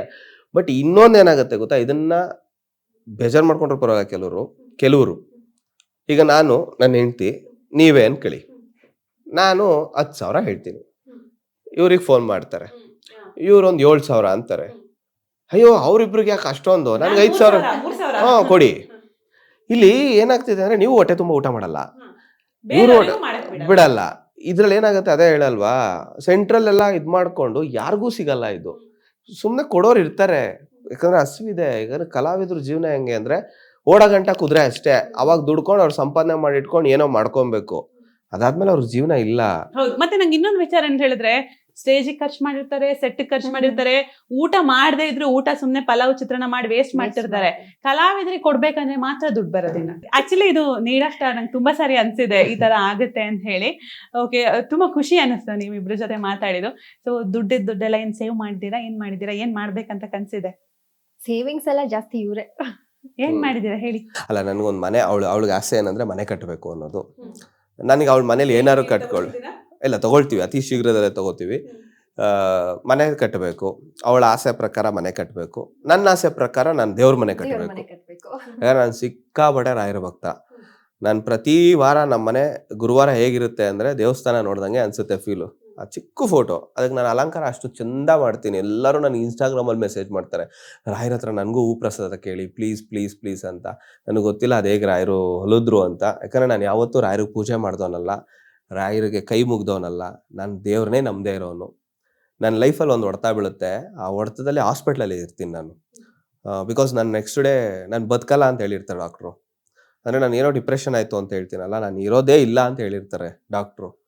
ಅವತ್ತು ನೈಟು ನನಗೊಂದು ಘಟನೆ ನನಗೆ ಗೊತ್ತಿಲ್ಲ, ನಾನು ಏನೋ ನನ್ನ ತಮ್ಮನ ಹತ್ರ ಮಾತಾಡ್ತಿದ್ದೀನಿ. ನನ್ನ ತಮ್ಮ ತೀರೋಗಿ 6 ಮಂತ್ಸ್ಗೆ ನನಗೆ ಹಿಂಗಾಯ್ತಲ್ಲ, ನಾನು ಬದುಕಲ್ಲ ಅಂತೆಲ್ಲ. ಹಿಂಗೆ ಕಣ್ಮುಚ್ಕೊಂಡಿದ್ದೀನಿ. ಜಗ್ಗೇಶ್ ಸರ್ ಬರ್ತಾರೆ, ಅವ್ರ ಪಕ್ಕದಲ್ಲಿ ಒಬ್ರು ಹಿಂಗೆ ಶಾಲ್ ಎಲ್ಲ ಹಾಕ್ಕೊಂಡು ಹಿಂಗೆ ಯಾರೋ ಬಂದಂಗೆ ಅನ್ಸುತ್ತೆ. ನಾನು ಅಳ್ತಾ ಇದ್ದೀನಿ, ನನಗೆ ಜೀವಿಸ್ಬೇಕು. ಹಿಂಗೆ ತಲೆ ಸವರಿ, ನಿಂಗೆ ಏನೂ ಆಗಲ್ಲ, ನಾವೆಲ್ಲ ಇಲ್ವ ನಿನ್ನ ಜೊತೆ, ಒಳ್ಳೇದಾಗತ್ತೆ, ಸುಮ್ಮನಿರು, ಒಳ್ಳೇದಾಗುತ್ತೆ ಅಂತ ಹೇಳಿದ್ದು ಅಷ್ಟೇ ನೆನಪಿದೆ ನನಗೆ. ಅದಾದ್ಮೇಲೆ ಕಂಟಿನ್ಯೂಸ್ ನಿದ್ದೆ ಬರುತ್ತೆ, ಒಂದು 4 ಅವರ್ಸ್ ಮಲಗ್ತೀನಿ. ಬೆಳಗ್ಗೆ ಎದ್ರೆ ಹಸುವು ಅಂದರೆ ಹಸುವು. 11 ದಿನ ನಾನು ಊಟ ಮಾಡಿಲ್ಲ, ಊಟ ಕೊಟ್ಟಿಲ್ಲ, ಗ್ಲೂಕೋಸಲ್ಲಿ ಬದುಕಿರೋದು ನಾನು ಅವಾಗ. ಅವತ್ತು ಬೆಳಗ್ಗೆ ನನಗೆ ಹಸು ಅಂದರೆ ಹಸು ಸಖತ್ ತಡ್ಕೊಳಕ್ಕಾಗ್ತಿಲ್ಲ. ಜಗಳ ಮಾಡ್ತಾ ಇದ್ದೀನಿ ICU ಅಲ್ಲಿ ಇತ್ಕೊಂಡು, ನನಗೆ ಊಟ ಬೇಕು ಹಂಗೆ ಹಿಂಗೆ ಅಂತೆಲ್ಲ ಕಿತ್ತಾಡ್ತಾ ಇದ್ದೀನಿ. ಅದಾದಮೇಲೆ ಡಾಕ್ಟ್ರು ಬಂದು ಎಂಡೋಸ್ಕೋಪ್ ಅದೇನೇನೋ ಮಾಡಿ ಸ್ವಲ್ಪ ಗಂಜಿ ಮತ್ತೊಂದು ಎಲ್ಲವನ್ನು ಕೊಡ್ತಾರೆ. ಅದೆಲ್ಲ ಕೊಟ್ಟಾದ್ಮೇಲೆ ನಾನು 2 ಡೇಸ್ 3 ಡೇಸ್ ಆದಮೇಲೆ ನಮ್ಮ ತಾಯಿ ಹತ್ರ ಕೇಳ್ತೀನಿ, ಜಗ್ಗೇಶ್ ಸರ್ ಬಂದಿದ್ರಲ್ಲಮ್ಮ, ನಾನು ಮಾತಾಡಿಸ್ತೀನಿ. ಎಲ್ಲೋ ಬಂದಿದ್ರು, ಯಾರೂ ಬಂದೇ ಇಲ್ಲ. ನನಗೆ ಗೊತ್ತಿಲ್ಲ ಆವಾಗ, ಅವತ್ತಿನ ದಿನಕ್ಕೆ ನನಗೆ ಅದು ಭ್ರಮೆ ಅನಿಸಿರ್ಬೋದು, ನನಗೇನೋ ಒಂದು ಇದು ಅನಿಸಿರ್ಬೋದು. ಬಟ್ ನನಗೆ ಇವಾಗ ಗೊತ್ತಾಗ್ತಿದೆ, ಅವತ್ತಿನ ದಿನ ಬಂದಿದ್ದು ಜಗ್ಗೇಶ್ ಸರ್ ಜೊತೆ ರಾಯರು ಅಂತ. ನಾನು ಅವತ್ತು ಪೂಜೆ ಮಾಡಕ್ ಸ್ಟಾರ್ಟ್ ಮಾಡಿದವನು ನಮ್ಮ ಮನೇಲಿ ಒಂದು ಚಿಕ್ಕ ಫೋಟೋ ಏನೋ ಅನ್ಸುತ್ತೆ, ಇಷ್ಟೇ ಚಿಕ್ಕ ಫೋಟೋ, ಒಂದು ಚಿಕ್ಕದೊಂದು ಹೂವು ಇಟ್ಟು ಶುರು ಮಾಡಿದ್ದು. ಇವತ್ತು ಯಾವ ತರ ಆಗಿದೆ ನಮ್ಮ ಮನೆ ಅಂದ್ರೆ, ಆ ರಾಯರು ಪ್ರತಿ ಗುರುವಾರ ನಾನು ಅದಕ್ಕೆ ನನಗೆ ಇವಳು ಅಷ್ಟೇ ರಾಯರ ಅನುಗ್ರಹ ಅಂತಿರ್ತೀನಿ. ಅದು ನಾನು ತುಂಬಾ ಸ್ಟ್ರಾಂಗ್ ಆಗಿ ಬಿಲೀವ್ ಮಾಡೋದು. 2020 ಸುಮಾರಿಗೆ ನಾನು ಹೋಗಿರ್ಬಹುದು ಮಂತ್ರಾಲಯಕ್ಕೆ. ನಾನು ಆತರ ಪೂಜೆ ಮಾಡೋದು ಆತರ ಥಾಟ್ ಅಲ್ಲ. ಪ್ರತಿದಿನ ಮಲಗ್ಬೇಕಾದ್ರೆ, ಎದ್ದಾಗ, ಎಲ್ಲಿಗಾದ್ರೂ ಹೋಗ್ಬೇಕಾದ್ರೆ, ಏನಾದ್ರು ಒಳ್ಳೆ ಕೆಲಸ ಆಗ್ಬೇಕಾದ್ರೆ ಪೂಜ್ಯಾಯ ರಾಘವೇಂದ್ರಾಯ ಸತ್ಯಧರ್ಮ ರಥಾಯ ಚ ಅದನ್ನ ಹೇಳ್ತೀನಿ. ನನ್ಗೆ ಆಂಕರಿಂಗ್ ಸ್ಟಾರ್ಟ್ ಮಾಡ್ಬೇಕಾದ್ರೆ ಕೆಲವು ದಿನ ಕನ್ಫ್ಯೂಸ್ ಆಗ್ಬಿಡುತ್ತೆ, ಪೂಜ್ಯಾಯ ರಾಘವೇಂದ್ರಾಯ ಅಂತ ಸ್ಟಾರ್ಟ್ ಮಾಡ್ಬಿಟ್ರೆ ಅಂತ. ಇಲ್ಲ ಒಳ್ಳೇದಲ್ಲ. ಅಂದ್ರೆ ನಾನ್ ಪೂಜೆ ಮಾಡ್ದೋಳಲ್ಲ ಯಾವತ್ತೂ ಕೂಡ, ಅದು ನಮ್ಮ ಮನ್ಸಲ್ಲಿ ಹಾಸ ಹೊಕ್ಕಾಗಿದೆ. ಪ್ರಾಯಶಃ ನಿಮ್ಗೂ ಅದೇ ತರ ಆಗಿದೆ ಅಂತ ಅನ್ಸುತ್ತೆ. ಇಲ್ಲ, ಅದೇ ರಾಯರು ಭಕ್ತರು ಕೆಲವು ಕಡೆ ಕನೆಕ್ಟ್ ಆಗ್ತಾ ಹೋಗ್ತಾರೆ ನೋಡಿ. ರಾ ರಂಜಿತಾ, ರಾ ರಘು, ರಾ ರವಿ, ಅಂದ್ರೆ ಪ್ರತಿಯೊಂದು ಅಷ್ಟೇ. ನಮ್ಮ ಇವೆಂಟ್ ಕಂಪ್ನಿ ಹೆಸರು RRR. ರಾಯರು ಆಗ್ತಾರೆ, ರವಿ ಆಗ್ತಾರೆ, ರಂಜಿತಾ ಆಗ್ತಾರೆ, ರಘು ಆಗ್ತಾರೆ, ಬಟ್ ಕನೆಕ್ಟಿವ್ ಅಷ್ಟೇ. ದೇವ್ರನ್ನ ತುಂಬಾ ನಂಬ್ತೀವಿ ನಾವಂತೂ. ಸೂಪರ್, ಖುಷಿ ಆಯ್ತು ನಿಮ್ಮಿಬ್ರ ಜೊತೆ ಮಾತಾಡ್ತಾ ಇದ್ರೆ. ಇನ್ನ ಎಷ್ಟು ವಿಚಾರಗಳ ಬಗ್ಗೆ ಮಾತಾಡ್ಬೇಕು ಅಂತಾನೆ ಅನ್ಸುತ್ತೆ. ಸೊ ನಿಮ್ಗೆ ಹೇಗೆ ಅನಿಸ್ತು ಹಾಗೆ ಆಗಿದೆ ಪಾಡ್ಕಾಸ್ಟ್ ಅಲ್ಲಿ? ಇಲ್ಲ, ನಂಗೆ ತುಂಬಾ ಖುಷಿ ಆಯ್ತು. ಬಿಕಾಸ್ ಯಾಕೆ ಅಂದ್ರೆ ಎಷ್ಟೋ ಚಾನಲ್ಗಳಲ್ಲಿ ಎಷ್ಟೋ ಕಡೆ ಮಾತಾಡ್ದಿರೋ ವಿಚಾರಗಳನ್ನ ಇವತ್ತು ನಾವು ಇಲ್ಲಿ ಮಾತಾಡಿದ್ವಿ ಅನ್ಕೊಂತೀನಿ. ಆಕ್ಚುಲಿ ತುಂಬಾ ಎಂಜಾಯ್ ಮಾಡಿದೆ. ಒಂದ್ ಸೆಕೆಂಡ್, ಅದೇ ಆಟೋಗ್ರಾಫ್ ಎಲ್ಲ ನೆನಪಾಯ್ತು, ಖುಷಿ ಆಗಿದೆ. Thank you so much. ನನ್ನ ಹೆಂಡ್ತಿನೂ ಕೂಡ ಅಂದ್ರೆ ಶೋ ಮಾಡ್ತಾ ಇದ್ದೀವಿ. ಈಗ ಪರ್ಸನಲ್ ಇಂಟರ್ವ್ಯೂ ಅಂದಾಗ ನಾನು ಒಬ್ಬನೇ ಕೂತ್ಕೊಂಡ್ಬಿಡ್ತೀನಿ, ನನ್ನ ಬಗ್ಗೆನೇ ಮಾತಾಡ್ತಾ ಇರ್ತೀವಿ, ನಮ್ಮ ಹೆಂಡತಿ ಬಗ್ಗೆ ಹೊಗಳುತ್ತಾ ಇರ್ತೀವಿ. ಅವಾಗ ನನ್ಗೆ ಅನ್ಸ್ತಿರುತ್ತೆ, ಪಕ್ಕದಲ್ಲಿ ಹೆಂಡತಿ ಇದ್ರೆ ಚೆನ್ನಾಗಿರ್ತಿತ್ತಲ್ವಾ, ಪಕ್ಕದಲ್ಲಿ ಹೆಂಡತಿ. ಇದು ತುಂಬಾ ವರ್ಷ ಕಾಲ ಹಿಂಗೆ ಇರ್ಬೇಕು. ಅವ್ರು ನಾನು ಕೇಳ್ತಿರ್ತೀನಿ, ನಿಮ್ ನಂಬರ್ ಕೊಟ್ಬಿಡಿ ನನ್ಗೆ. ಕೊಡ್ತೀನಿ. 100%. ನೀವ್ ಯಾಕೋ ಇಲ್ಲೇ ಜಗಳ ಮಾಡ್ಸಂಗಿದ್ದೀರಾ, ಚೆನ್ನಾಗಿದ್ದೀರಾ ಅನ್ಬಿಟ್ಟು. ಇಲ್ಲ, ಅದೇ ಅವಳು ಈ ವೇದಿಕೆಗೆ ಬಂದಿದ್ದು ನನಗೂ ತುಂಬಾ ಖುಷಿ ಇದೆ. ತುಂಬಾ ಹಂಚ್ಕೊಂಡಿದೀವಿ, ಒಂದಷ್ಟು ನೆನಪಾಯ್ತು. ಈಗ ಒಂದು 6 years ಬ್ಯಾಕ್ ಎಲ್ಲ ತುಂಬಾ ನೆನಪಾಯ್ತು. Thank you so much. Okay Ranjitha, ನೀವ್ ಹೇಳಿ ಹೇಗೆ ಅನಿಸ್ತು? ಇಲ್ಲ, ನಂಗೂ ತುಂಬಾ ಖುಷಿ ಆಯ್ತು. ಫಸ್ಟ್ ಆಫ್ ಆಲ್ ನೀವು ತುಂಬಾ ಚೆನ್ನಾಗಿ ಆಂಕರಿಂಗ್ ಮಾಡಿದ್ರಿ. ಅದನ್ನ ನಾನು ಹೇಳ್ಬಾರ್ದು, ಹುಡುಗಿನ ಒಳಗಲದೆ ಅಂತ ಬೈದ್ಬಿಡ್ತಾರೆ, ಅದಕ್ಕೆ ಹೇಳಿ. ನೀನ್ ಮರ್ತ್ಬಿಟ್ಟೆ. ಇಲ್ಲ ನೀನ್ ಹೇಳಿ ಅಂತ. ಇಲ್ಲ, ಅದ್ ನನಗೆ ಖುಷಿ ಆಯ್ತು. ಮತ್ತೆ ನಾವು ಇನ್ನೊಂದ್ಸಲಿ ಮತ್ತೆ ನಮ್ ಲವ್ ಸ್ಟೋರಿ ರೀಕಾಲ್ ಮಾಡಿದ್ವಿ, ನಮ್ಮ ಮದ್ವೆ ಟೈಮ್ ಎಲ್ಲ ರೀಕಾಲ್ ಮಾಡ್ಕೊಂಡ್ ಬಂದೆ. ಚೆನ್ನಾಗಿತ್ತು. ಈ ಪಾಡ್ಕಾಸ್ಟ್ ಒಳ್ಳೇದಾಗ್ಲಿ. ಆಲ್ ದ ಬೆಸ್ಟ್ ನಿಮ್ಗೆಲ್ಲ, thank you so much. So ಮುದ್ದಾದ ಸಿಹಿಯಾದ ಜೋಡಿ ಬಂದಿದ್ದೀರಾ ಅಂದ್ರೆ ನಾವು ಒಂದೇನಾದ್ರು ಕೊಡ್ಬೇಕಲ್ವಾ, ಹಾಗೆ ಕಳ್ಸೋ ಹಾಗಿಲ್ಲ ಅಲ್ಲ. ಪೇಮೆಂಟ್ ಕೊಡ್ತಾವ್ರಾ? ಆ ಕವರಲ್ಲಿ ಹಾಕೊಡ್ತಾ ಇಲ್ಲ, ಬುಟ್ಟಿ ಗಟ್ಲೆ ತುಂಬಿಸ್ಕೊಡ್ತಾ ಇದೀವಿ. ಓ, ಅಂದ್ರೆ ನಾನು ಫುಲ್ ಎಣುಸಕ್ ಇನ್ನ 1 hour ಕೂತ್ಕೋತೀನಿ ಇಲ್ಲ. ಥ್ಯಾಂಕ್ ಯು ಸೋ ಮಚ್ ನಮ್ ಶೋ ಬಂದಿದ್ದಕ್ಕೆ. ಇಬ್ರು ತುಂಬಾ ಚೆನ್ನಾಗಿ ಮಾತಾಡಿದ್ರಿ. Thank you. ಇಲ್ಲ, ನಮಗೂ ಥ್ಯಾಂಕ್ ಯು ಸೋ ಮಚ್ ಹೇಳ್ತೀವಿ. ಯಾಕೆ ಅಂದ್ರೆ ಸಖತ್ ಖುಷಿ ಆಯ್ತು ನಮ್ಗೆ. ಎಲ್ಲರೂ ಖುಷಿ ಆಯ್ತು ಅಂತಾರೆ. ಸಿಕ್ಕಾಪಟ್ಟೆ ಎಂಜಾಯ್ ಮಾಡಿದ್ವಿ, ನಮ್ಮ ಜರ್ನಿನ ಸಿಕ್ಕಾಪಟ್ಟೆ ನೆನೆಸ್ಕೊಂಡ್ವಿ. ಆ ಆಪರ್ಚುನಿಟಿ ಮಾಡ್ಕೊಟ್ಟಿದ್ದಕ್ಕೆ ನಿಮ್ಮ ಚಾನಲ್ಗೆ ಥ್ಯಾಂಕ್ ಯು ಸೋ ಮಚ್.